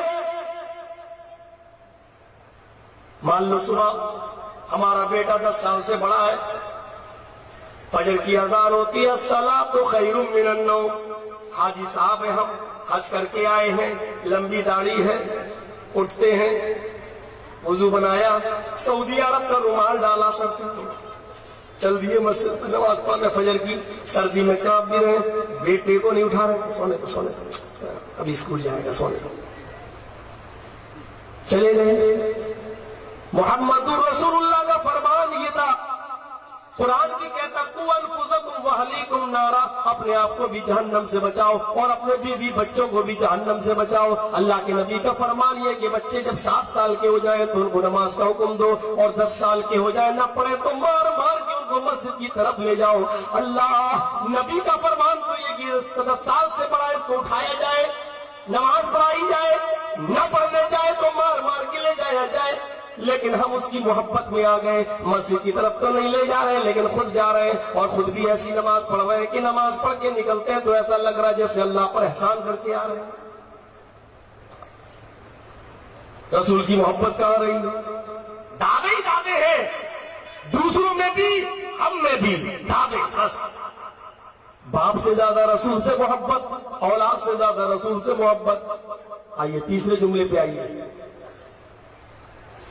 سب یاد رکھیے گا آپ جملے، باپ سے زیادہ رسول سے محبت، اولاد سے زیادہ رسول سے محبت۔ قُلْ إِن كَانَ آبَاؤُكُمْ وَأَبْنَاؤُكُمْ وَإِخْوَانُكُمْ، اور اپنے بھائیوں سے زیادہ، اپنے بھائیوں سے زیادہ رسول سے محبت۔ اور بھائی رشتے دار والے بھائی بھی مراد ہے اور ایمانی بھائی بھی مراد ہے، ان سے بھی زیادہ رسول سے محبت۔ اخوانکم، تمہارے بھائی بند جتنے بھی ہیں، اب اندازہ لگاؤ جب ماں اور باپ سے زیادہ محبت ہونی چاہیے تو بھائیوں سے کتنی زیادہ محبت، اور بھائیوں سے زیادہ رسول اللہ اور اس کے رسول سے محبت۔ اخوانکم وازواجکم، اور اپنی بیویوں سے بھی زیادہ، اور اپنے بیویوں سے بھی زیادہ رسول سے محبت۔ وازواجکم، اب بھائی اور بیوی وہ ہجرتوں کے ستائے ہوئے، عبد الرحمن ابن عوف کہتے ہیں جب ہجرت کا نمبر آیا، مکے والوں نے جب رہنا تنگ کر دیا اور ہجرت کی اجازت ملی اور صحابہ مکے سے مدینہ کی طرف ہجرت کر کے جا رہے ہیں، تو ہم نے بھی اپنی بیوی سے کہا کہ بیوی چلو ہجرت کرتے ہیں، مکے والوں نے تنگ کر دیا ہے، میرے پاس ایک چھوٹا سا بچہ ہے، شیرخوار دودھ پیتا بچہ، سنیے دردناک منظر ہے، سنیے بڑا دلچسپ واقعہ ہے۔ عبد الرحمن ابن عوف کہتے ہیں رات ہی میں ہم نے جو پوری زندگی پر جو محنت کی تھی، کمائی تھی، پونجی اونجی، ہم نے ایک رومال میں باندھی، ہم نے کچھ پیسے رقم درہم و دینار ایک رومال میں باندھے، اونٹنی تیار کی، صبح ہو کر ہم اپنی بیوی کو لے کر ہجرت کرنے کے لیے نکلے۔ میرے سسرال والوں کو پتا چلا، سسرال والوں کو پتا چلا، سسرال والے آئے، عبد الرحمن کہاں جا رہے ہو؟ مکے میں رہنے نہیں دیا جا رہا ہے، اللہ کی عبادت نہیں کرنے دی جا رہی ہے، رسول کا ساتھ نہیں دینے دیا جا رہا ہے، ہم تو اپنے رسول جناب محمد رسول اللہ کے پاس جا رہے ہیں، ہم ہجرت کر رہے ہیں۔ کہتے جانا ہے تو اکیلے جاؤ۔ سسرال والے کہتے لڑکی ہم نے دی ہے، لڑکی کا باپ کہتا یہ بیٹی میری ہے، لہذا تم اپنی بیوی کو یعنی میری بیٹی کو اپنے ساتھ لے کر نہیں جا سکتے ہو۔ سسرال والے آئے، انہوں نے بیوی چھین لی، میرے گھر والوں کو پتا چلا، میرے ماں باپ آئے اور میرے گاؤں والے آئے، جب ان کو پتا چلا تو کہنے لگے عبد الرحمن تم کہاں جا رہے ہو؟ ہم نے کہا جب یہاں اجازت ہی نہیں ہے تو ہم مدینے جا رہے ہیں۔ کہتے جانا ہے تو جاؤ، یہ لڑکا جو چھوٹا سا بچہ دودھ پیتا ہے یہ ہمارے خاندان کا چشم و چراغ ہے، اس کو نہیں لے جا سکتے، اس کو نہیں لے جا سکتے۔ میرے گھر والوں نے میرا بیٹا چھینا، وہ دودھ پیتا بچہ، ہم نے قربانیاں کیا دی ہے، قربانیاں کیا دی، محبت ہے بس۔ ابھی الیکشن آ رہا 2014 کا، ووٹر لسٹ میں ہم مسلمان رہیں گے، مہر لگائیں گے جہاں گورنمنٹ کے رجسٹر میں اور لسٹ میں تو ہم مسلمان ہیں، لیکن محمد رسول اللہ کی لسٹ میں بھی ہم مسلمان ہیں یا نہیں، یہ ہر مسلمان کو غور کرنا چاہیے۔ سنیے عبد الرحمن کہتے ہیں سسرال والے آئے، بیوی چھین کے لے گئے، میرے اپنے گھر والے آئے، میرا بیٹا چھین کے لے گئے، محلے والے قبیلے والے آئے، کہنے لگے اونٹنی یہ یہیں پر تم نے محنت کی اور کمایا ہے، اونٹنی یہاں کاروبار کر کے تم نے خریدی ہے، یہ رومال میں جو پونجی بندی ہے روپیہ پیسہ یہ بھی تم نے مکہ ہی میں کمایا ہے، لہذا ہم دولت روپیہ پیسہ اونٹنی نہیں لے جانے دیں گے۔ گاؤں والوں نے قبیلے والوں نے اونٹنی چھینی، پیسہ چھینا۔ عبد الرحمن ابن عوف کہتے ہیں میں نے بیوی کو دیکھا، اس کی آنکھوں میں آنسو، میں نے دودھ پیتے بچے پہ نظر ڈالی، بچے کی محبت میرے دل میں جوش مارنے لگی، لیکن پھر ہم نے سوچا رسول کی محبت تو بیوی اور بچوں سے زیادہ ہونی چاہیے، اس لیے میں آگے نکل گیا، اونٹنی بھی چھوڑی، گاؤں والوں نے پیسہ لیا، پیسہ بھی چھوڑ دیا، اونٹنی بھی چھین لی اور میں آگے بڑھ گیا۔ جب میں آگے جانے لگا پیدل چلا اور پیدل چلتے چلتے کئی دن مسلسل، رات مسلسل چلتا رہا، تھک جاتا تھا، 1-2 گھنٹہ آرام کیا پھر چل دیا۔ کچھ دنوں میں ہم مدینہ پہنچ گئے، اللہ کے نبی نے کہا عبد الرحمن کہو کیا حال ہے؟ کہا میں نے اے اللہ کے نبی بس سب کچھ لٹا کے اور ایمان بچا کے چلا آیا، بیوی سسرال والوں نے چھین لی، بیٹا گھر والوں نے چھین لیا، پیسہ روپیہ سامان اونٹنی یہ قبیلے والوں نے گاؤں والوں نے چھین لیا، سب کچھ لٹا کے ایمان بچا کر چلا آیا۔ اللہ کے نبی صلی اللہ علیہ وسلم فرماتے ہیں عبد الرحمن سب لٹ گیا لیکن ایمان بچ گیا، تو یہ سودا تم نے مہنگا نہیں کیا، بہت سستے میں نبٹ گئے ہو۔ قُلْ إِنْ كَانَ آبَاؤُكُمْ وَأَبْنَاؤُكُمْ وَإِخْوَانُكُمْ، باپ سے زیادہ رسول سے محبت، اولاد سے زیادہ رسول سے محبت، اور بیوی بھائیوں سے زیادہ رسول سے محبت، وَأَزْوَاجُكُمْ بیوی سے زیادہ رسول سے محبت۔ ابو داؤد شریف کتاب الجہاد، جہاد کے نام کا چیپٹر کھول، ابو داؤد کے صفحات پر یہ منظر دیکھیے، ایک شخص اللہ کے نبی صلی اللہ علیہ وسلم پر ایمان لایا، وہ صحابی بن گئے، لیکن بیوی نبی کو روزانہ گالی دیتی تھی، الٹا سیدھا بولتی تھی، وہ صحابی ایک دن مسجد سے نماز پڑھ کر دیر سے آئے. اللہ کے نبی کچھ بات و نصیحت کرنے لگے اور یہ سننے لگے. تھوڑی دیر سے جب یہ پہنچے اور گھر کے اندر گھسے تو بیوی کہنے لگی نہ کھانے کی فکر، نہ پکنے کی فکر، نہ بچوں کی فکر.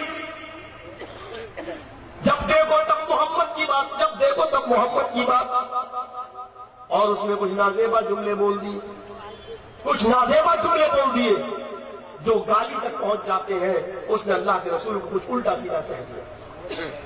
وہ صحابی خود بیان کرتے ہیں اور اپنا قصہ لے کر اللہ کے نبی کے پاس آئے کہ مجھے سزا دے دیجیے اگر قانوناً کوئی سزا بنتی ہے شرعاً. اللہ کے نبی نے کہا جرم کیا کیا؟ کہا اللہ کے رسول میری بیوی آپ کو برابر گالی دیتی رہتی. لی منہا ابنان، میری اس بیوی سے میرے 2 بچے ہیں، 2 بچے پیدا ہو چکے ہیں، ایک بچہ پیٹ میں حمل تھا. اے اللہ کے نبی میری اس بیوی سے 2 بچے ہیں، مثل اللؤلؤین، ابو داؤد کے الفاظ، مثل اللؤلؤین، دونوں بچے موتیوں کی طرح، بہت خوبصورت، بہت حسین، بہت خوبصورت بچے. میری بیوی پیٹ سے تھی، حمل سے تھی. کہا کہو نا. کہا اللہ کے رسول جب آپ نماز پڑھ کر گھر میں گیا تو میری بیوی بہت الٹی سیدھی بولنے لگی اور آپ کو گالی دینے لگی. اے اللہ کے نبی میری بیوی نے آج بہت برے برے جملے جب آپ کو بولے تو مجھ پہ برداشت نہیں ہوا. میں نے گھر کے آنگن میں نظر ڈالی، مجھے خنجر دکھائی دیا جو اونٹ کو نہر کرنے کے کام آتا. اونٹ کو یہاں مارا جاتا تھا، اسی سے یا مار کر اس کو نہر کرتے تھے. تو کہا اللہ کے رسول وہی خنجر میری آنکھوں کے سامنے پڑا تھا. میں نے اسی خنجر کو اٹھایا اور میں نے اپنی بیوی کے پیٹ میں وہ خنجر پورا کا پورا داخل کیا. خنجر نکالا، میری بیوی کا پیٹ پھٹ چکا تھا، پیٹ میں بچہ تھا، وہ بچہ گر گیا زمین پر.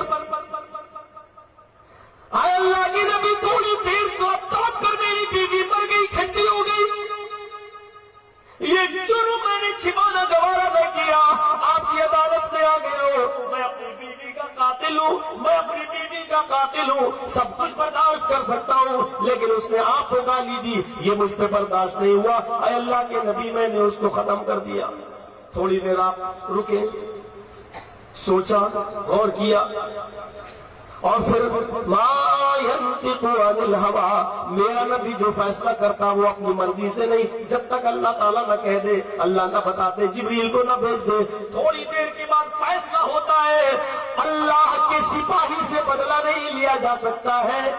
دنیا میں ہر قاتل کو قتل کا بدلہ دیا جائے گا، لیکن محمد رسول اللہ صلی اللہ علیہ وسلم کو، رسول عربی کو جو گالی دے اس کی یہی سزا ہے کہ اس کو اس دنیا میں زندہ رہنے کا حق نہیں ہے. لہذا تم نے اپنی بیوی کو مارا ہے تو تم کوئی مجرم نہیں، اس لیے کہ اس نے مجھے گالی دی تھی، اور جو مجھے گالی دے اس کی یہی سزا ہے کہ اس کو اس دنیا میں زندہ رہنے کا حق نہیں.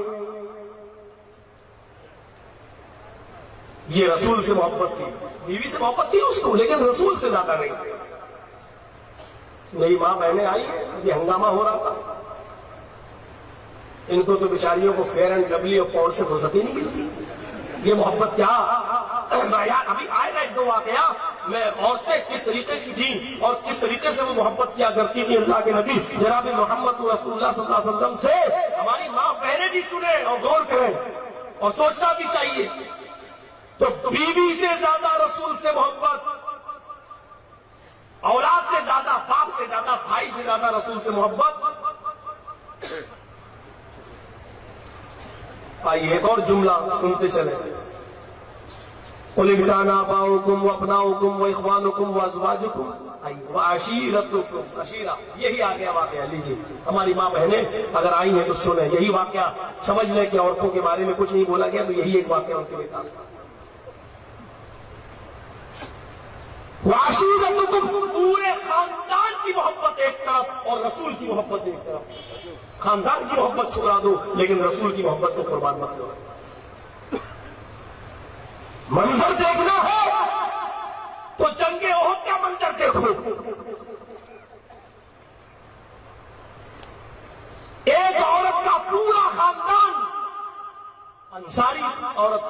قبیلے دیناریہ سے اس کا تعلق. دیناریہ انصاری خاتون صرف زمین کی مٹی پر اپنی ناک رگڑ رہی ہے، رب کے سامنے دل گڑا رہی ہے اور سجدہ کر رہی ہے، اور اسی سجدے میں محمد عربی کے لیے دعائیں کر رہی ہے. الہ العالمین سب قربان ہو جائے، پرواہ نہیں، محمد رسول اللہ کی عبادت فرمانا، اسلام کے جھنڈے کو نیچا نہ ہونے دینا، اسلام کے جھنڈے کو جھکنے نہ دینا. اللہ آج اسلام کا جھنڈا گرنے نہ پائے، جھکنے نہ پائے. کبھی ہم لوگوں سے بھی سن لو محبت کیا ہوتی ہے. ہمیں تو معلوم ہے، کل چائے کی ہوٹلوں پہ بیٹھو گے اور پھر جملے یہی کہو گے کہ یہ لوگ تو نبی کو مانتے ہی نہیں ہیں. ہمیں تمہارے سرٹیفکیٹ کی ضرورت نہیں ہے، ہمیں تمہارے طرف سے ملنے والے سرٹیفکیٹ کی ضرورت نہیں. وہ دیناریہ سجدے میں سر رکھی ہوئی ہے، اتنے میں نوجوان گھوڑا دوڑاتے ہوئے آیا.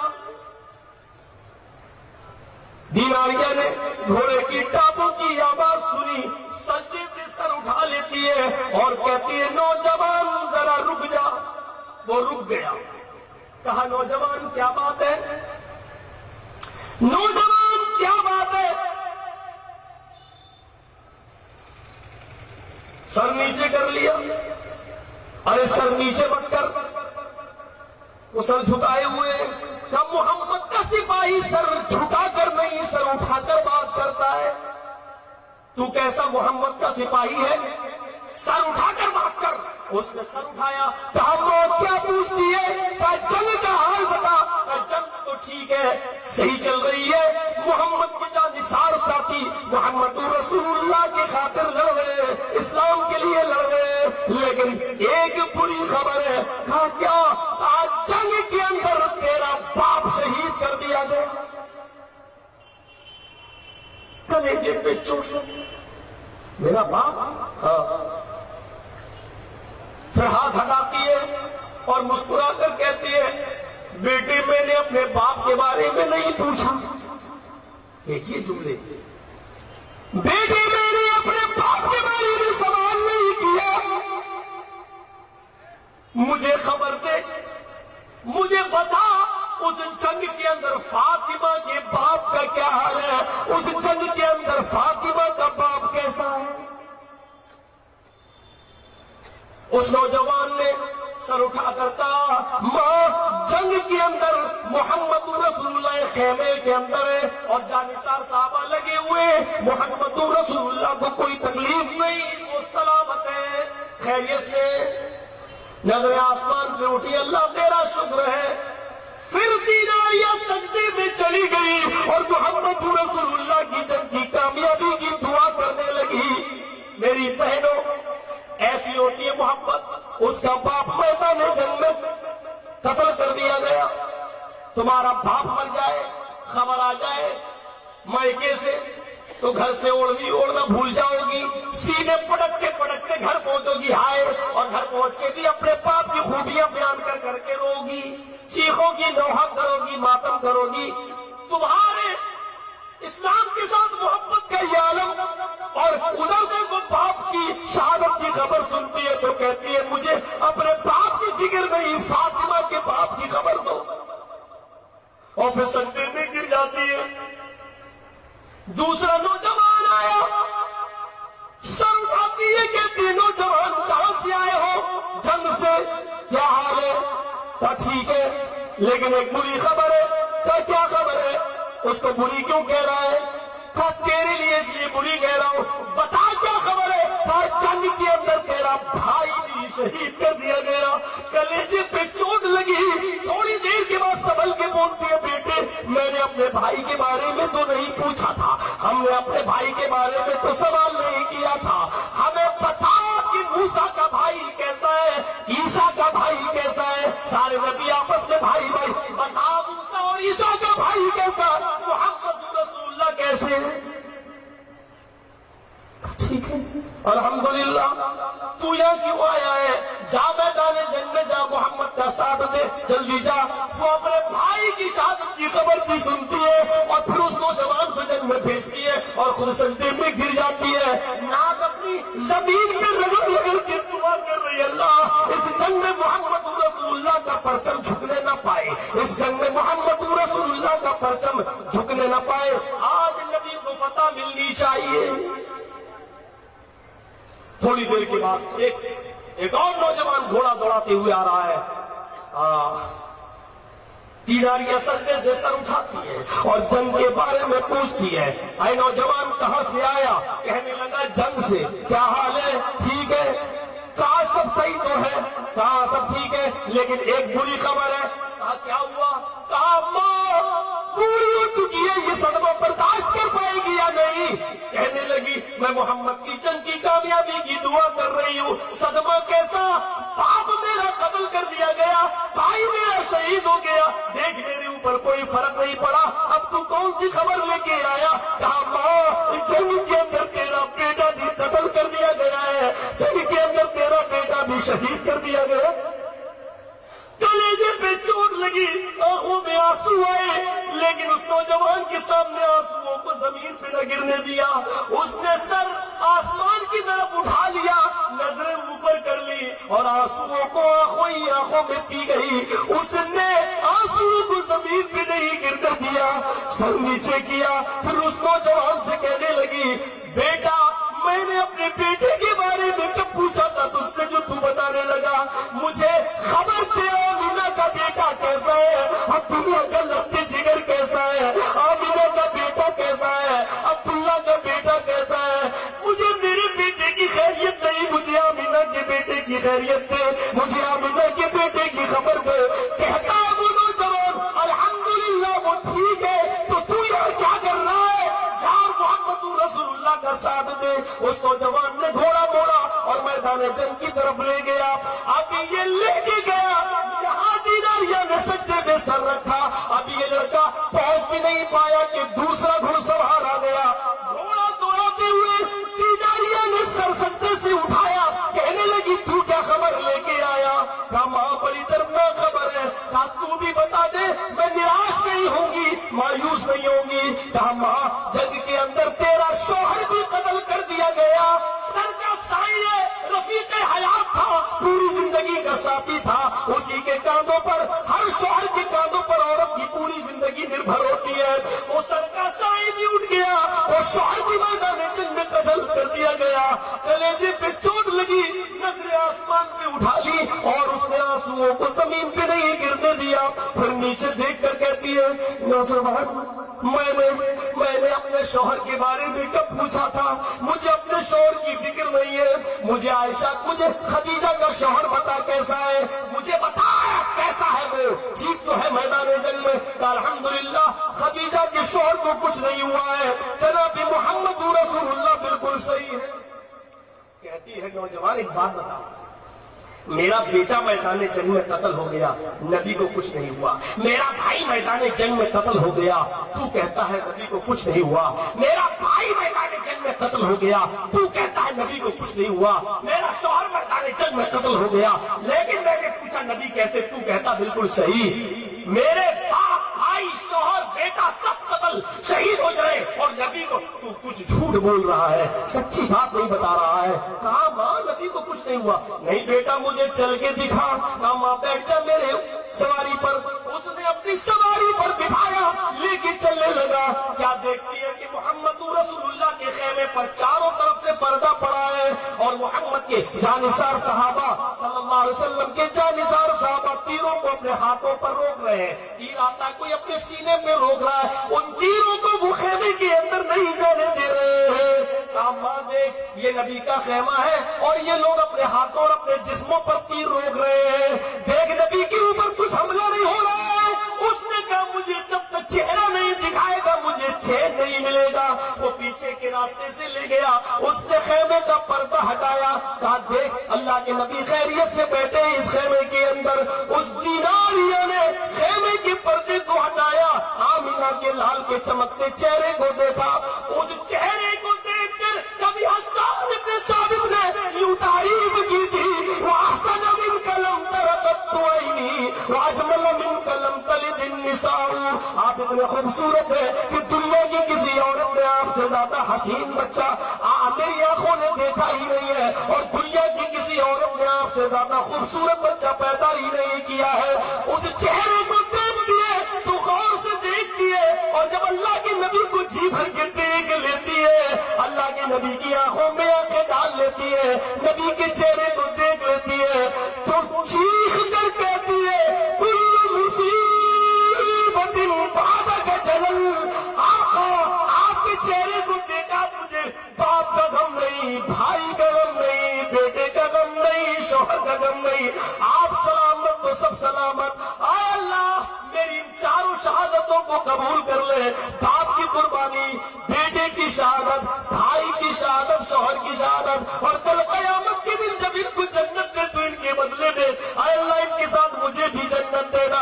انہوں نے اپنی جان کھوئی تو میں نے بھی بہت کچھ کھویا، اے اللہ ان کے بدلے میں ان کی جگہ پر ان کے ساتھ مجھے بھی تو جنت میں داخل کر دینا۔ میرے پیارے ساتھیوں، اور اپنے جو قربانی دی وہ مرد کہاں دیتا ہے؟ میری بہنوں ذرا دیکھو، ایک عورت کی بوڑھی کی اس کے زندگی بھر کا ساتھ دینے والا اس کا شوہر بھی میدان جنگ میں قتل کر دیا گیا، لیکن اس کی زبان سے یہ نکلا کہ مجھے خدیجہ کا آدمی، خدیجہ کا شوہر بتاؤ کہ وہ کیسا ہے۔ محبت کا یہ معیار آج ہماری سوسائٹی اور سماج کے اندر نہیں، صرف ٹھوکرے دعوے ہی دعوے رہ گئے ہیں، سینہ ٹھوکنا یا محبت کا نعرہ لگانا، یا پھر رسول اللہ کے احکام و فرامین کو ٹھکرا دینا، آپ کے احکام و فرامین کو چھوڑ دینا، یہ ساری چیزیں محبت کے معیار پہ پوری نہیں اترتی ہیں۔ ہمیں محبت کے معیار پہ پورا اترنا چاہیے۔ یہ محبت ایسی دردناک محبت، ہر بار اللہ کے نبی کیسے، باپ میں اللہ کے نبی کیسے، بیٹا اللہ کے نبی کیسے، یہ اچھی محبت۔ اور جب دیکھا چہرہ تو کہنے لگی کلو مصیبت بعدک جلل، آپ سلامت تو میری ساری مصیبتیں، چہرہ دیکھ کر مصیبتیں دور ہو جایا کرتی تھیں، یہ حالت تھی۔ قل ان كان آباؤكم وابناؤكم واخوانكم وازواجكم وعشيرتكم، اب آئیے واموال اقترفتموها، اور تمہارا وہ مال جسے تم کماتے ہو۔ اس جلسے کے لیے کتنے لوگ گئے ہوں گے آپ کے پاس؟ 20 روپے، 50 روپے، 100 روپے، 1000 روپے چل رہے ہوا، اور دیتے بھی ہے تو ایسا جیسے ہم پتہ نہیں کیا دے رہے ہیں۔ اللہ تعالیٰ جن لوگوں نے بھی سے تعاون کیا، مشورے کا، دولت کا، پیسے کا، اللہ سب کے کاروبار میں برکت عطا فرمائے، روزی روٹی میں برکت عطا فرمائے۔ آپ لوگ بھی ہجرت کر کے آئے ہیں یو پی چھوڑ کے یہاں، اللہ تعالیٰ آپ کے یہاں آنے کو بابرکت بنا دے۔ تو میرے پیارے ساتھیوں، مال سے بھی زیادہ رسول سے وہ مال کی ایک واقعہ تو وہی لے سکتے ہو کہ مال بھی چھین لیا، اونٹنی بھی چھین لی، جو کمایا وہ بھی چھین لیا، ایک تو وہ، اور ایک واقعہ اور سنانے جا رہا ہوں کہ دیکھیے مال سے لوگ عبادت کے میدان میں اور رسول کی محبت کے یہ میدان میں مال کو کس طریقے سے وہ ترجیح نہیں دیتے تو چھوڑ دیا کرتے۔ سالم ابن عبداللہ ابن عمر بہت بڑے ایک بزرگ کی حیثیت سمجھ لو، حضرت عمر فاروق کے پوتے۔ دیکھیے رشتہ ایسے ہے، حضرت عمر کا بیٹا عبداللہ اور عبداللہ کا بیٹا سالم۔ ذرا دلچسپ باتیں سنیے گا بہت، اور یہاں سے توحید کا سبق بھی ملے گا اور محبت کا بھی۔ اللہ کیا ہے؟ سالم ابن عبداللہ ابن عمر، کیا وہ ہوا عمر کا بیٹا عبداللہ اور عبداللہ کا بیٹا سالم۔ تو سالم حضرت عمر کے کون ہوئے؟ پوتے۔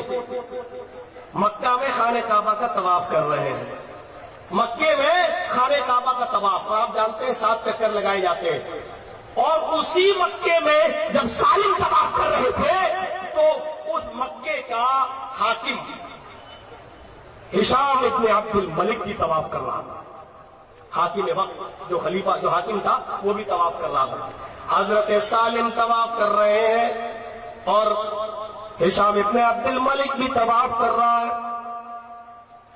لیکن حضرت سالم کے جسم پر کپڑے جو ہیں وہ بہت گھٹیا قسم کے ہیں، جوڑ لگے ہوئے ہیں۔ حضرت عمر فاروق کے پوتے کے جسم پر کپڑے کئی جوڑ لگے، یہاں جوڑ، یہاں جوڑ، یہاں جوڑ۔ تو حضرت سالم کے ان کپڑوں پر حاکم وقت خلیفہ ہشام ابن عبد الملک کی نظر پڑ گئی، کیسے دے گا؟ تو پوچھا یہ کون ہے؟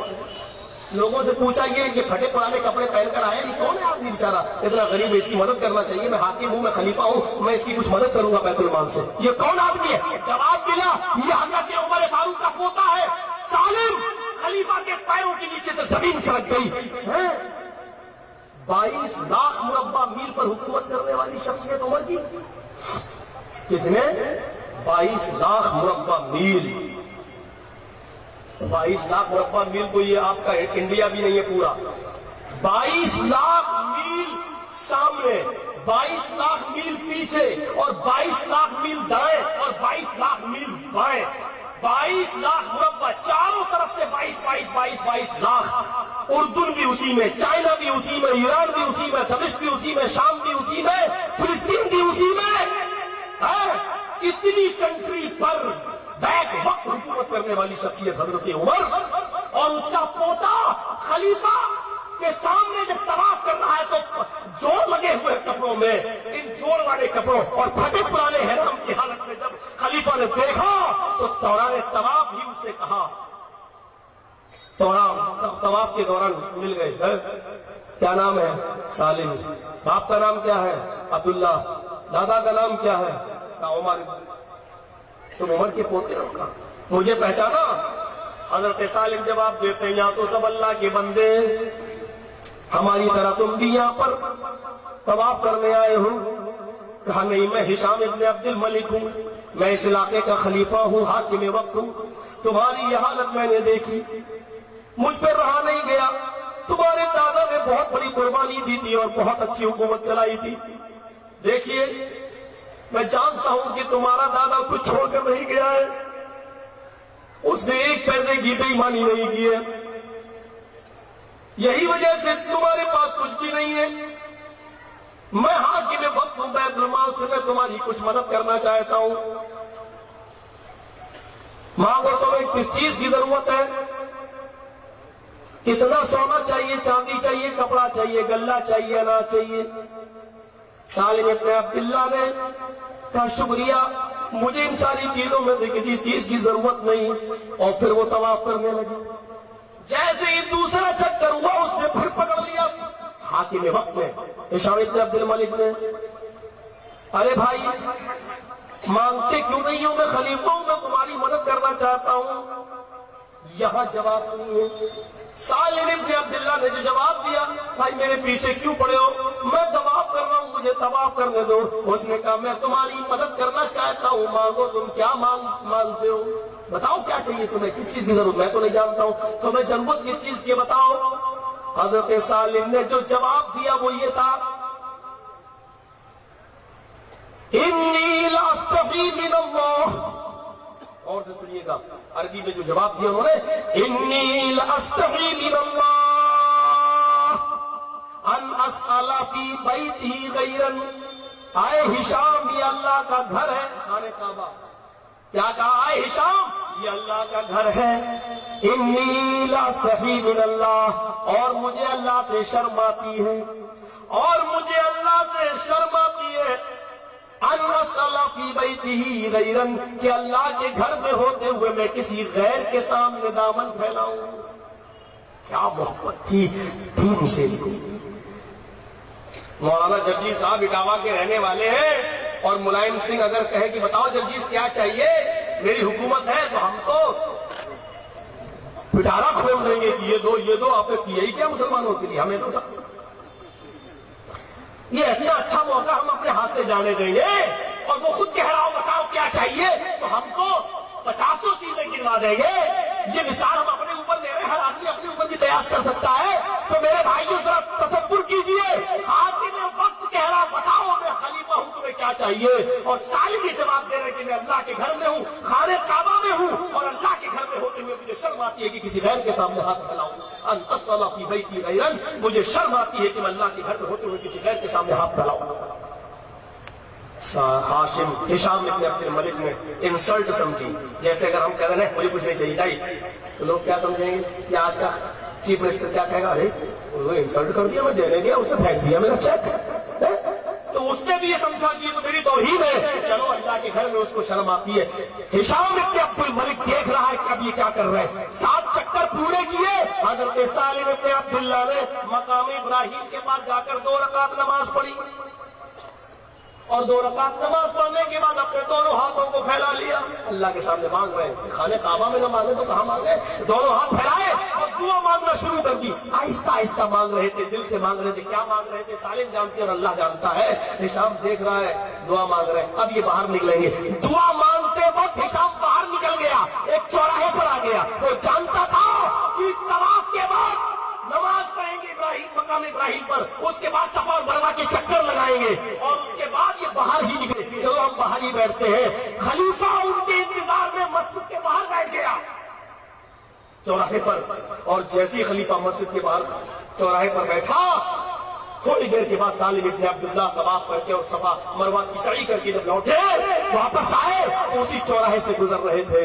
ہشام ابن عبد الملک نے وہاں پھر پکڑ لیا اور کہا، ہشام نے سالم سے، سالم الآن قد خرجت من بیت اللہ فاسأل حاجتا۔ اے سالم، اللہ کے گھر میں تمہیں شرم آتی تھی اللہ کے ہوتے ہوئے، اللہ کے گھر میں ہوتے ہوئے کسی غیر کے سامنے ہاتھ پھیلانے میں، لیکن یہ تو اللہ کا گھر نہیں ہے۔ الآن قد خرجت من بیت اللہ، اب تو تم اللہ کے گھر سے نکل چکے ہو، اب تو یہ اللہ کا گھر نہیں، یہ تو بازار ہے۔ فاسأل حاجتا، تو اب بتاؤ تمہیں کس چیز کی ضرورت ہے؟ تمہاری حالت دیکھی نہیں جا رہی ہے، یہ اللہ کا گھر بھی نہیں ہے، اب بتاؤ تمہیں کس چیز کی ضرورت ہے؟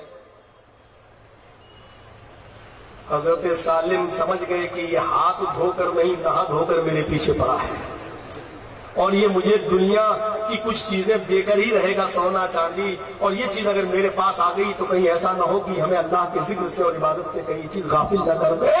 تو حضرت سالم ابن عبداللہ نے سوال کر لیا، آئے ہشام، تم میری ضرورت پوری کرنا چاہتے ہو؟ کہا جی ہاں، تم عمر کے پوتے ہو اور مجھے ترس آ رہا تمہارے اوپر، تو تم ہی بتاؤ، ام من حوائج الدنیا ام من حوائج الاخرہ، تم میری کون سی ضرورت پوری کرو گے، دنیا کی یا آخرت کی؟ ہشام نے کہا، سالم تم تو جانتے ہو کہ آخرت میں تو کوئی کسی کے کام نہیں آئے گا، لا تزر وازرۃ وزر اخرى، کوئی کسی کا بوجھ نہیں اٹھائے گا۔ اللہ کے نبی اپنی بیٹی سے کہہ کر گئے ہیں کہ جو تمہیں مانگنا ہو دنیا میں مانگ لو، میں قیامت کے دن تمہیں کچھ نہیں دے سکتا، تمہارے کام نہیں آؤں گا، تو میں دنیا میں قیامت کے دن تمہاری کوئی مدد نہیں کر سکتا۔ حاکم ہوں خلیفہ، اس لیے میں یہاں تمہیں کچھ دے سکتا ہوں کیونکہ میں کچھ چیزوں کا مالک ہوں۔ بتاؤ تمہیں کیا چاہیے؟ دنیا کی ضرورت، سونا بتاؤ، چاندی بتاؤ، غلہ بتاؤ، اناج بتاؤ، کپڑا لتا بتاؤ، اپنے بیوی بچوں کے لیے جو ضرورت ہو بتاؤ۔ ہاں، اس کا مطلب یہ کہ میں تم سے دنیا مانگوں؟ ہاں میں دے سکتا ہوں، میں خلیفہ ہوں۔ اب حضرت سالم نے جو بات کہی وہ غور سے سنو، یہ توحید بھی ہے اور مال و دولت سے دوری بھی ہے، لیکن مال و دولت سے دوری کا یہ مطلب نہیں ہے کہ ہم بالکل دور ہو جائیں اور کسی جنگل میں جا کے اللہ اللہ کریں اور محلے والوں کی روٹیوں کے ٹکڑوں پر ہم اپنا پیٹ دیں۔ حضرت سالم نے کہا، ہشام 7 چکر خانے کعبہ کے لگانے کے بعد میں نے کیا کیا؟ کہا تم نے 2 رکعت نماز پڑھی خانے کعبہ میں۔ کہا نماز پڑھنے کے بعد میں نے کیا کیا؟ کہا نماز پڑھنے کے بعد سالم تم نے اپنے دونوں ہاتھ اپنے رب کے سامنے اٹھا لیے۔ کہا میں نے اپنے رب سے کیا مانگا؟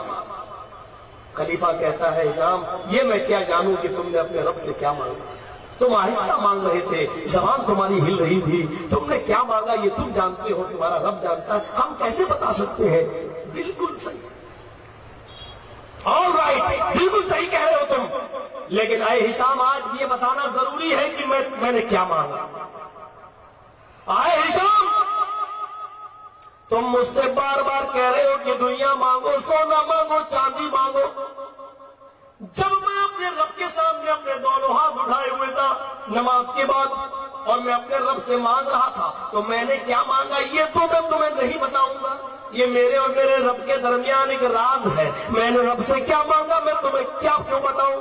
لیکن تم بار بار مجھ سے کہہ رہے ہو سونا چاندی غلہ اناج کپڑا مجھ سے مانگو، دنیا مجھ سے مانگو، تو میں تمہیں یہ بتا دینا چاہتا ہوں کہ جب میں اپنے دونوں ہاتھ اپنے رب کے سامنے پھیلائے ہوئے تھا، اپنے رب سے کچھ مانگ رہا تھا، تو 5 سال تم دنیا यमलिकुहा फकैफ असलुहा मन ला यमलिकुहा।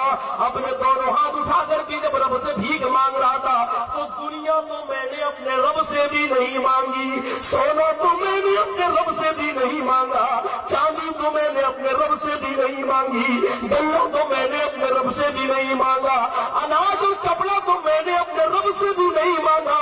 जो पूरी दुनिया का मालिक है, मासाल तो दुनिया में यमलिकुहा, दुनिया का सवाल तो मैंने अपने रब से भी नहीं किया जो सबका मालिक है दुनिया का। फकैफ असलुहा मन ला यमलिकुहा, तुझसे दुनिया क्या मांगूगी, ये दुनिया का तू मालिक ही नहीं है।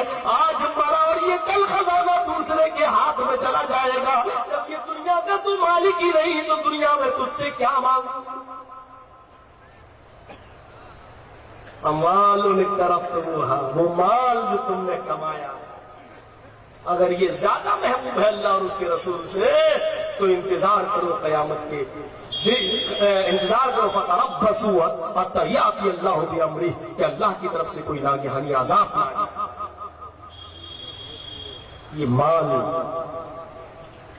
कितने सीधे साधे लोग थे।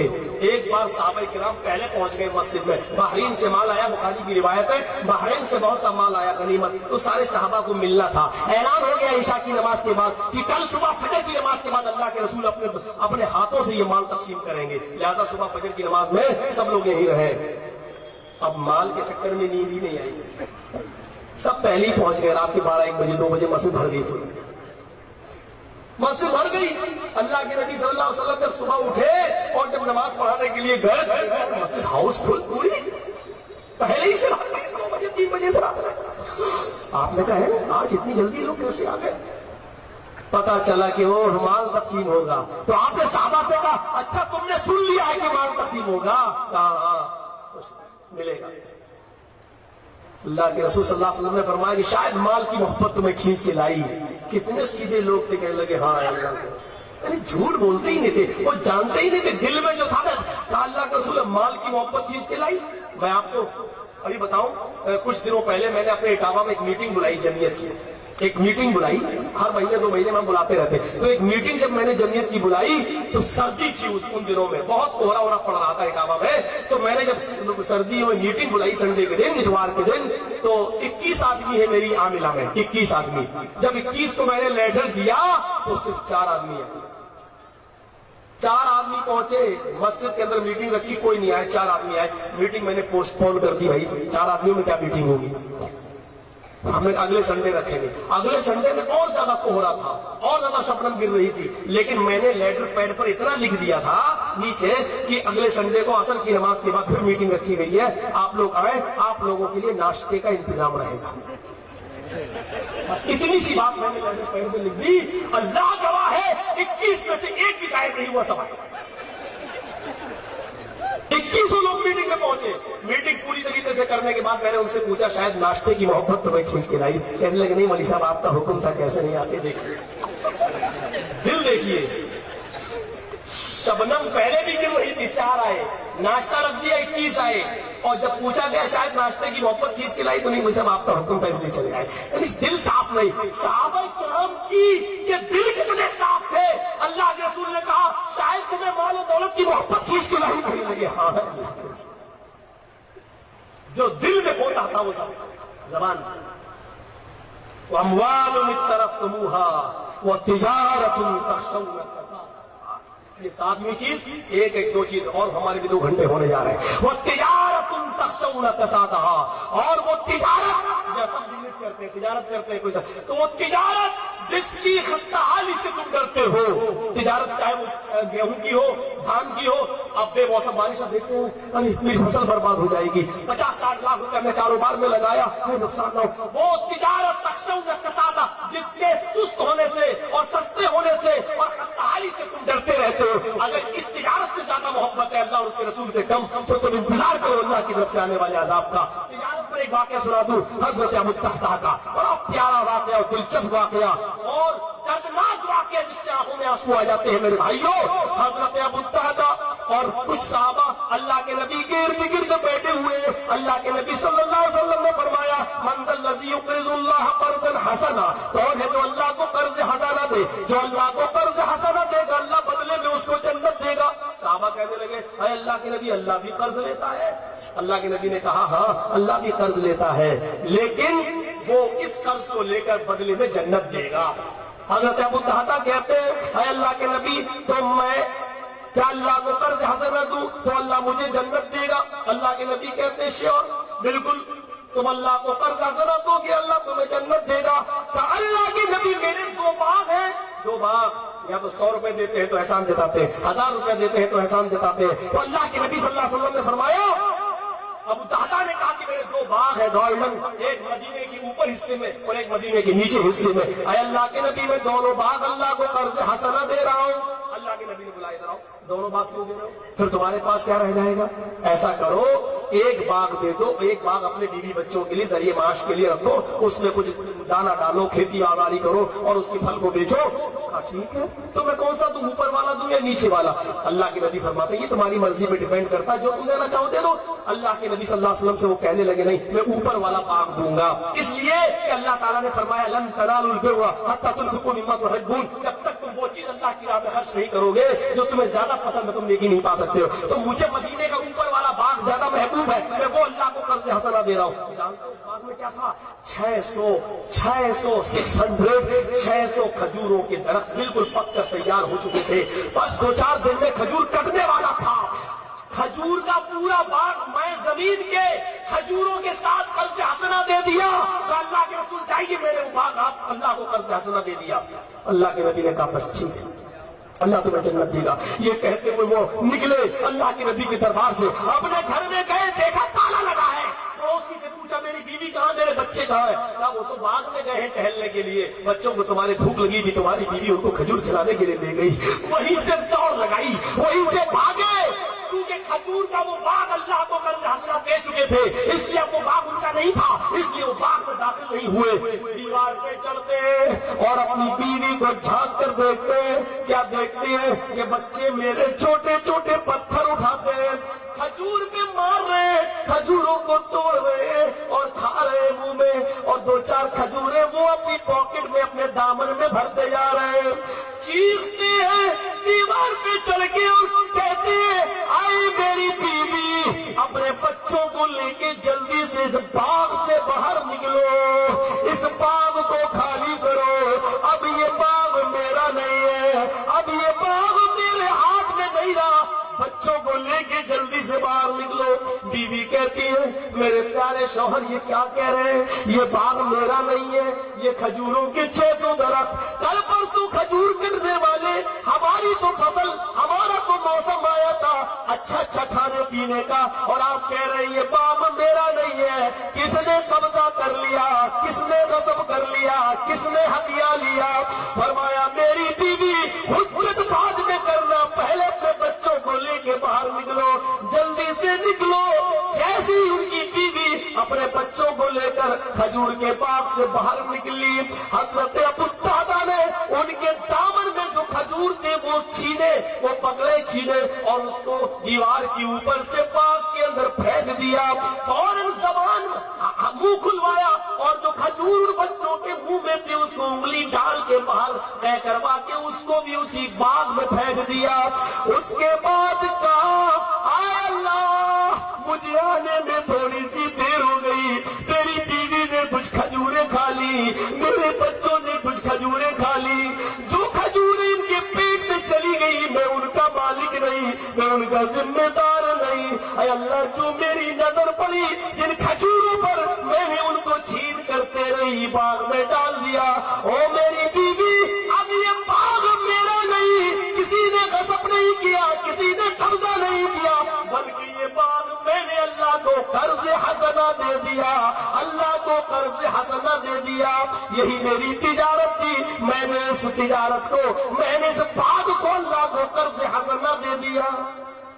بیوی بھی چیخ کر کہتی ہے میرے شوہر اگر اللہ کو قرض حسنہ دے دیا تو مجھے بھی کوئی اعتراض نہیں ہے، لیکن اتنا تو بتا دو کہ بدلے میں تمہیں کیا ملے گا۔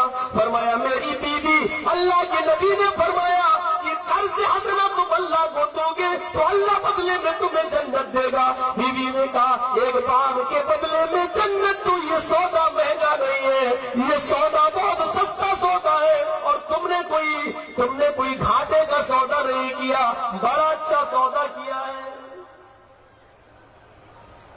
یہاں محبت تھی، اللہ کے رسول نے یہاں کہا اور یہاں عمل. اور بیویاں بھی ایسی تھی، اب نہیں کہتی تھی اب کیسے گزر بسر چلے گا، اب میری فیئر اینڈ لولی کہاں سے آئے گی، میری لپسٹک کہاں سے آئے گی، میرا پورس کا ڈبہ کہاں سے آئے گا، میرے عید پہ نئے کپڑے کہاں سے سلیں گے. کوئی معاملہ ہی نہیں تھا، احساس ہی نہیں تھا اس طریقے کا. اگر اللہ نے اس کے بدلے میں جنت دینے کا وعدہ کیا ہے اور رسول نے تم سے کہا ہے تو یہ سودا بہتا سودا نہیں، بہت اچھا سودا ہے. میری بیوی میرے سامنے سے حسنا دیتی ہے، وہ تجارت تخشون کسادہ، یہ وہ تجارت جس کے نقصان سے تم ڈرتے ہو، تجارت سے زیادہ رسول سے محبت ہوتی ہے. اور آخری چیز وَمَسَاكِنُ تَرْضَوْنَهَا أَحَبَّ إِلَيْكُم مِّنَ اللَّهِ وَرَسُولِهِ. وَمَسَاكِنُ تَرْضَوْنَهَا، اور وہ مکان جس میں تم رہتے ہو، خوش ہوتے ہو اور راضی ہوتے ہو جن مکانوں سے، اگر یہ مکان تمہیں اللہ اور اس کے رسول کی محبت سے زیادہ پسندیدہ ہے تو انتظار کرو اللہ کے عذاب کا. ایک انصاری کا بہت اونچا مکان، اس کا رحمت کی روایت جیسے ہم لوگوں میں 5-6 منزل بن جائے، اس زمانے میں جو سب سے بہترین مکان ہوا کرتا تھا 2 منزل 3 منزل کا مکان بنایا انصاری نے. نوجوان تھا، بڑا خوبصورت مکان، لیکن اس میں گڑبڑی یہ ہو گئی، اس مکان کے اوپر اس نے گنبد بنا دیا. گنبد جیسے مسجد میں بنتا نا، مسجد کا گنبد. تو اللہ کے رسول جیسی گزرے تو دیکھا مزدور لوگ لگے ہوئے، لیبر لگی ہے، مکان بن رہا. پوچھا یہ مکان کس کا؟ یہ فلاں انصاری کا ہے. اللہ ماشاء اللہ بہت اچھا خوبصورت مکان ہے، اللہ برکت دے. لیکن جب گنبد کو دیکھا تو آپ نے فرمایا کاش یہ گنبد نہ بناتا تو اچھا ہوتا. مکان تو بہت اچھا ہے، دیکھیے نبی تعریف کیا کر رہے ہیں، مکان تو بہت اچھا ہے لیکن گنبد اچھا نہیں ہے، اس لیے کہ گنبد مکان پر بنانے سے اس کے مکان کی شکل مسجد کی طرح لگ رہی ہے. کہیں ایسا نہ ہو کہ باہر سے آنے والے لوگ اس گھر کو مسجد سمجھنے لگے اور اس کے گھر میں گھس جائے مسجد سمجھ کر، اس کے گھر میں اس کی بیوی بچوں کی کہیں بے پردگی نہ ہو. اور یہ کہہ کر چلے گئے کہ گنبد نہیں ہوتا تو اچھا ہوتا. جب وہ انصاری گھر پہ آیا تو مالکوں نے بڑی تعریف کی، لیبر نے کہا کہ آپ کے مکان کی تعریف اللہ کے رسول نے بہت کی ہے. کہا اچھا تم نے بٹھایا نہیں، ناشتہ پانی کچھ نہیں، کھجور وجور کھلانا چاہیے تھا. کہا ہمارے پاس کچھ تھا ہی نہیں، اور اللہ کے رسول تعریف کر کے گئے. لیکن ایک چیز پر ناپسندیدگی کا اظہار کیا. اس انصاری نے کہا کیا تھی وہ چیز بتاؤ؟ کہا کہ مکان کی بہت تعریف کی لیکن کہا کہ گنبد اچھا نہیں ہے، اس کے گھر کو لوگ مسجد سمجھیں گے باہر سے آنے والے، اور پھر اس کے گھر کی بے پردگی ہو جائے گی، کیونکہ مسجد میں ڈائریکٹ لوگ گھستے ہیں، اجازت نہیں لیتے ہیں، اس لیے اس کے گھر کی بے پردگی ہو مجھے اچھا نہیں لگتا. اس نے نوجوان نے کیا کہا، کیا تم نے یہ الفاظ یہ گنبد مجھے اچھا نہیں لگتا اپنے کانوں سے سنے؟ اس نے کہا جی. دوسرے سے پوچھا، تیسرے نے بھی کہا، چوتھے نے، سارے مزدوروں نے کہا کہ اللہ کے رسول کو مکان پسند ہے لیکن گنبد نہیں. اس نے کہا لیبر آئے مزدوروں اب یہ مکان توڑنا شروع کر دو اوپر سے نیچے تک. گنبد توڑوا لو، پورا مکان کیوں توڑوا رہے ہو؟ میں جو کہہ رہا ہوں وہ کرو. جب پورا مکان ٹوٹ گیا، پورا مکان ملیا میٹ کر دیا، پوری زمین سے ملا دیا، کہا اب اس کا کوئی بھی ملبہ میرے مکان میں نہیں لگے گا، اب نیا ملبہ آئے گا. لوگوں نے کہا تم نے پورا مکان کیوں توڑوا دیا؟ اس انصاری کا جو جواب تھا وہ یہ تھا کہ اللہ کے رسول نے مکان پر تو پسندیدگی کی نظر ڈالی لیکن گنبد پر ناپسندیدگی کی نظر. جب گنبد پر ناپسندیدگی کی نظر پڑی تو وہ نظر گنبد سے ہٹی ہوگی. ناپسندیدہ نظر جب گنبد سے ہٹی تو پتہ نہیں میری مکان کی کس کس اینٹ کی اوپر پڑ گئی. جس اینٹ پر میرے نبی کی نفرت کی نظر یا ناپسندیدگی کی نظر پڑ گئی ہو، اس پورے مکان میں اس اینٹ کو رکھنا بھی میں گوارا نہیں کرتا. اس لیے میں نے پورا کا پورا مکان ہی گروا دیا. نہ میں یہ ملبہ لگواؤں گا، نہ میں یہ اینٹیں لگواؤں گا، نہ وہ اینٹ رہے گی جس پر میرے نبی کی نفرت کی نظر پڑی ہو. میرے پیارے ساتھیوں، یہ محبت تھی صحابہ کرام کو جناب محمد رسول اللہ سے. ہم تو بڑی بڑی بلڈنگوں میں رہتے ہیں، کمرے میں گھس رہے ہیں، سادہ سیدھے گھس گئی، شوہر کے ساتھ اس کی بیوی کی بھی فوٹو لگی ہوئی ہے کمرے میں. کتنے گھروں پہ ناشتہ، کتنے گھروں پہ پانی، میاں بیوی کی تصویر بھی سامنے، بیوی تو پردے میں لیکن فوٹو ٹی وی کے اوپر رکھا ہوا ہے. وہ اپنے بیوی کو تو دکھانا نہیں چاہتا لیکن فوٹو کے ذریعے میسج دیتا ہے کہ میری بیوی کسی سے کم خوبصورت نہیں ہے. میرے بھائیوں کو نمائش کرا رہا ہے، اپنے مہمانوں کو دکھلا رہا ہے. یہ ساری ناپسندیدگی کی چیزیں ہیں. آج ہم ان چیزوں کو نہیں ہٹوا سکتے. پورا کا پورا گھر کیا توڑیں گے؟ وَمَسَاكِنُ تَرْضَوْنَهَا أَحَبَّ إِلَيْكُم مِّنَ اللَّهِ व रसूली, ये सारी चीजें अगर तुम्हें अल्लाह और उसके रसूल से ज्यादा पसंद है, वह जिहाद फी सबीली, और अल्लाह के रास्ते में जिहाद से ज्यादा पसंद है। जिहाद भी साहबा कितने पसंद करते थे, कितना पसंद करते थे। एक जंग हो रही है, जिहाद में साहबा जा रहे हैं, बाप कहता मैं मैदान जिहाद में जाऊंगा, बेटा कहता मैं मैदान जंग में जाऊंगा। अल्लाह के नबी फरमाते तुम दोनों में से कोई एक ही मैदान जंग में जाएगा, इसलिए कि अगर बाप मैदान जंग में जाए तो तुम अपने माँ की खिदमत करो, और तुम मैदान जंग में जाओगे तो बाप को तुम्हारी अपनी बीवी की खिदमत करना पड़ेगी। अगर तुम दोनों मैदान जंग में जाओगे तो इस बुढ़िया को कौन देखेगा? दोनों में से एक ही मैदान जंग में जा सकता है। बाप कहता मैं जाऊंगा, बेटा कहता मैं जाऊंगा। बाप कहता बेटे अभी तुमने दुनिया में देखा ही क्या है, अभी बहुत सी बहारें देखना बाकी है, तुम अभी रहो, अपनी माँ की खिदमत करो। बाप कहता है, बेटा कहता अब्बू जान तुम मैदान जिहाद में क्या तलवार चलाओगे, वहां तो जवानों का काम है, तुम तो बूढ़े हो चुके हो। दोनों की दलीलें अपने अपने पास दो, सबके पास दलीलें थी। अल्लाह के नबी ने कहा कुरानदाजी कर लो, पर्चियां फेंक लो, जिसका नाम होगा वही जाएगा।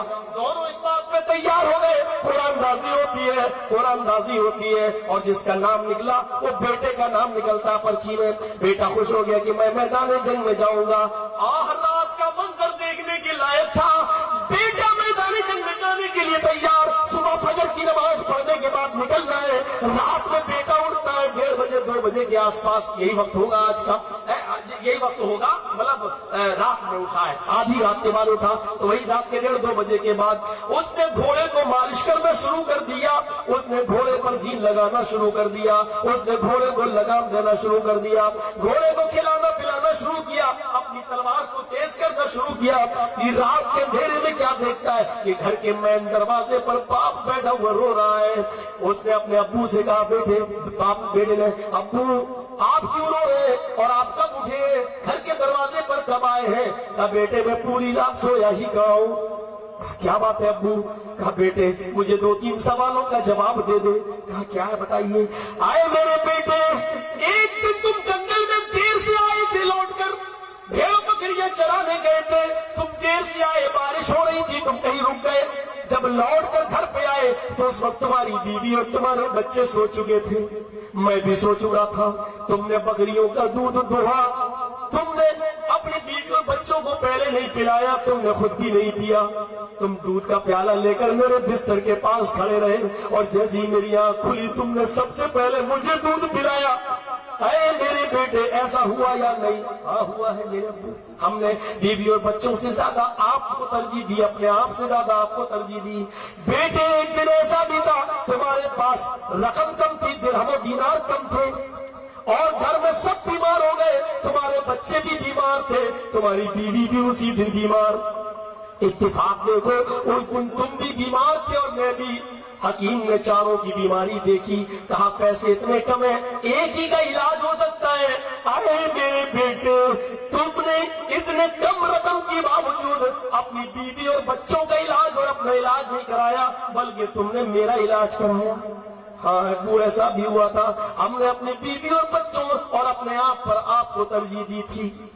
कहा मेरे बेटे जब हर मैदान में और हर मामले में तुम मुझे नंबर 1 करते रहे हो, खाना खिलाने में, मेरी देखरेख करने में, मेरे इलाज में, लेकिन आज जब मैदान जिहाद में जाने का नंबर आ रहा है तो आए मेरे बेटे तुम मुझे नंबर 2 क्यों कर रहे हो? तुम मुझे नंबर 1 पे क्यों नहीं रखते हो? मुझसे पहले तुम क्यों जाना चाहते हो? बेटे यहाँ तुमने मेरा ख्याल क्यों नहीं किया? बेटे की जबान से जो जुमले निकले वो ये थे, आए मेरे अब्बू अगर मैंने दूध आपको पहले पिलाया तो इसलिए कि जन्नत मुझे मिले, अल्लाह बाप की खिदमत से खुश हो जाए और मुझे जन्नत दे दे। अगर मैंने आपका इलाज पहले कराया तो अल्लाह को खुश करने के लिए और जन्नत की खुशनुदी के लिए, और जब मामला जन्नत ही का ठहरा है तो आए अब्बू आपसे पहले मैं शहीद होना चाहता हूँ और मैं जन्नत में जाना चाहता हूँ। बेटे अपना हक मुझे दे दो, अपनी पर्ची मुझे दे दो, अपना नंबर मुझे दे दो। रोते हुए बाप ने कहा, बेटे ने कहा अब्बू आपकी ये प्यार भरे जुमले आज मेरे जज्बात को ठेस नहीं पहुंचाएंगे, आज मेरे दिल को नरम नहीं करेंगे। उसने रात ही में अपने घोड़े को खोला और फजर का इंतजार ही नहीं किया, घर से निकल गया और दरवाजे से निकला तो ये कहते हुए चला गया, आए अब्बू मैं जा रहा हूँ। आज लौट के आया तो غازی ٹھیک اور نہیں شہید ہو گیا تو کل جنت کے دروازے پر انشاءاللہ آپ کا انتظار کروں گا. یہ کہتے ہوئے اس نے اپنے گھوڑے کو دوڑا دیا. وہ جہاد فی سبیلی, اور اللہ کے راستے میں جہاد تمہیں اللہ اور اس کے رسول سے زیادہ, اور اللہ کے جہاد, اللہ کے راستے میں جہاد سے زیادہ یہ ساری چیزیں اگر تمہیں محبوب ہے تو قیامت کے دن سے پہلے اللہ کی طرف سے آ جانے والے وقت کا انتظار کرو. کیسا جذبہ تھا جہاد کا کہ کل جنگ احد ہونے والی ہے, کل میدان جنگ ہونے والی ہے, کل لڑائی ہونے والی ہے. آج دو صحابی, ایک کا نام سعد ابن ابی وقاص ہے اور ایک کا نام حضرت عبداللہ ابن جہش ہے. دونوں کہہ رہے ہیں کل تو بھی تو میدان جنگ میں جائے گا. ہاں جاؤں گا, میں بھی جاؤں گا. دونوں لوگ کل تو کیا کریں؟ ایک نے کہا میں دعا کرتا ہوں زور سے, تو آمین کہنا, اللہ قبول کر لے گا انشاءاللہ, اور میں جب دعا کروں تو آمین کہنا, اور تو بھی دعا کر تو میں آمین کہوں گا. دونوں نے دعا کری, ٹھیک ہے. قرآن نازل ہوئی, پہلے حضرت سعد کا نام آتا ہے, تم دعا کرو میں آمین کہوں گا. اب حضرت سعد, کل میدان جنگ ہونے والی ہے اور آج جنگل میں دعا کر رہے ہیں کل کے لیے. حضرت سعد کی دعا کیا تھی؟ اے اللہ کل جب میں میدان جنگ میں جاؤں, غزوہ احد میں جاؤں, لڑائی کے لیے جاؤں, حضرت سعد کہتے ہیں اللہ میرے مقابلے میں کوئی کمزور آدمی نہ آئے, جو کافر میرے مقابلے میں آئے وہ بہت بہادر ہو, بہت طاقتور ہو, بہت لڑاکو ہو, وہ مجھ سے لڑے میں اس سے لڑوں, وہ مجھے تنگ کرے میں اس کو تنگ کروں, اور یہ جنگ بہت دیر تک چلے, میں بھی پسینہ پسینہ ہو جاؤں, وہ بھی پسینہ پسینہ ہو جائے, اور اے اللہ جب ہم لوگ دونوں تھک جائیں تب میری تلوار اس کی گردن پہ چل جائے اور وہ قتل کر دیا جائے. حضرت عبداللہ سعد کی دعا پر کہتے آمین. دیکھیے دعا میں پہلے کیا کہا سعد نے؟ بہت دیر لڑنے کے بعد جب میں پسینہ پسینہ ہو جاؤں تو میں اس کو مار دوں, میں اس کو قتل کر دوں. حضرت عبداللہ نے کیا کہا؟ آمین.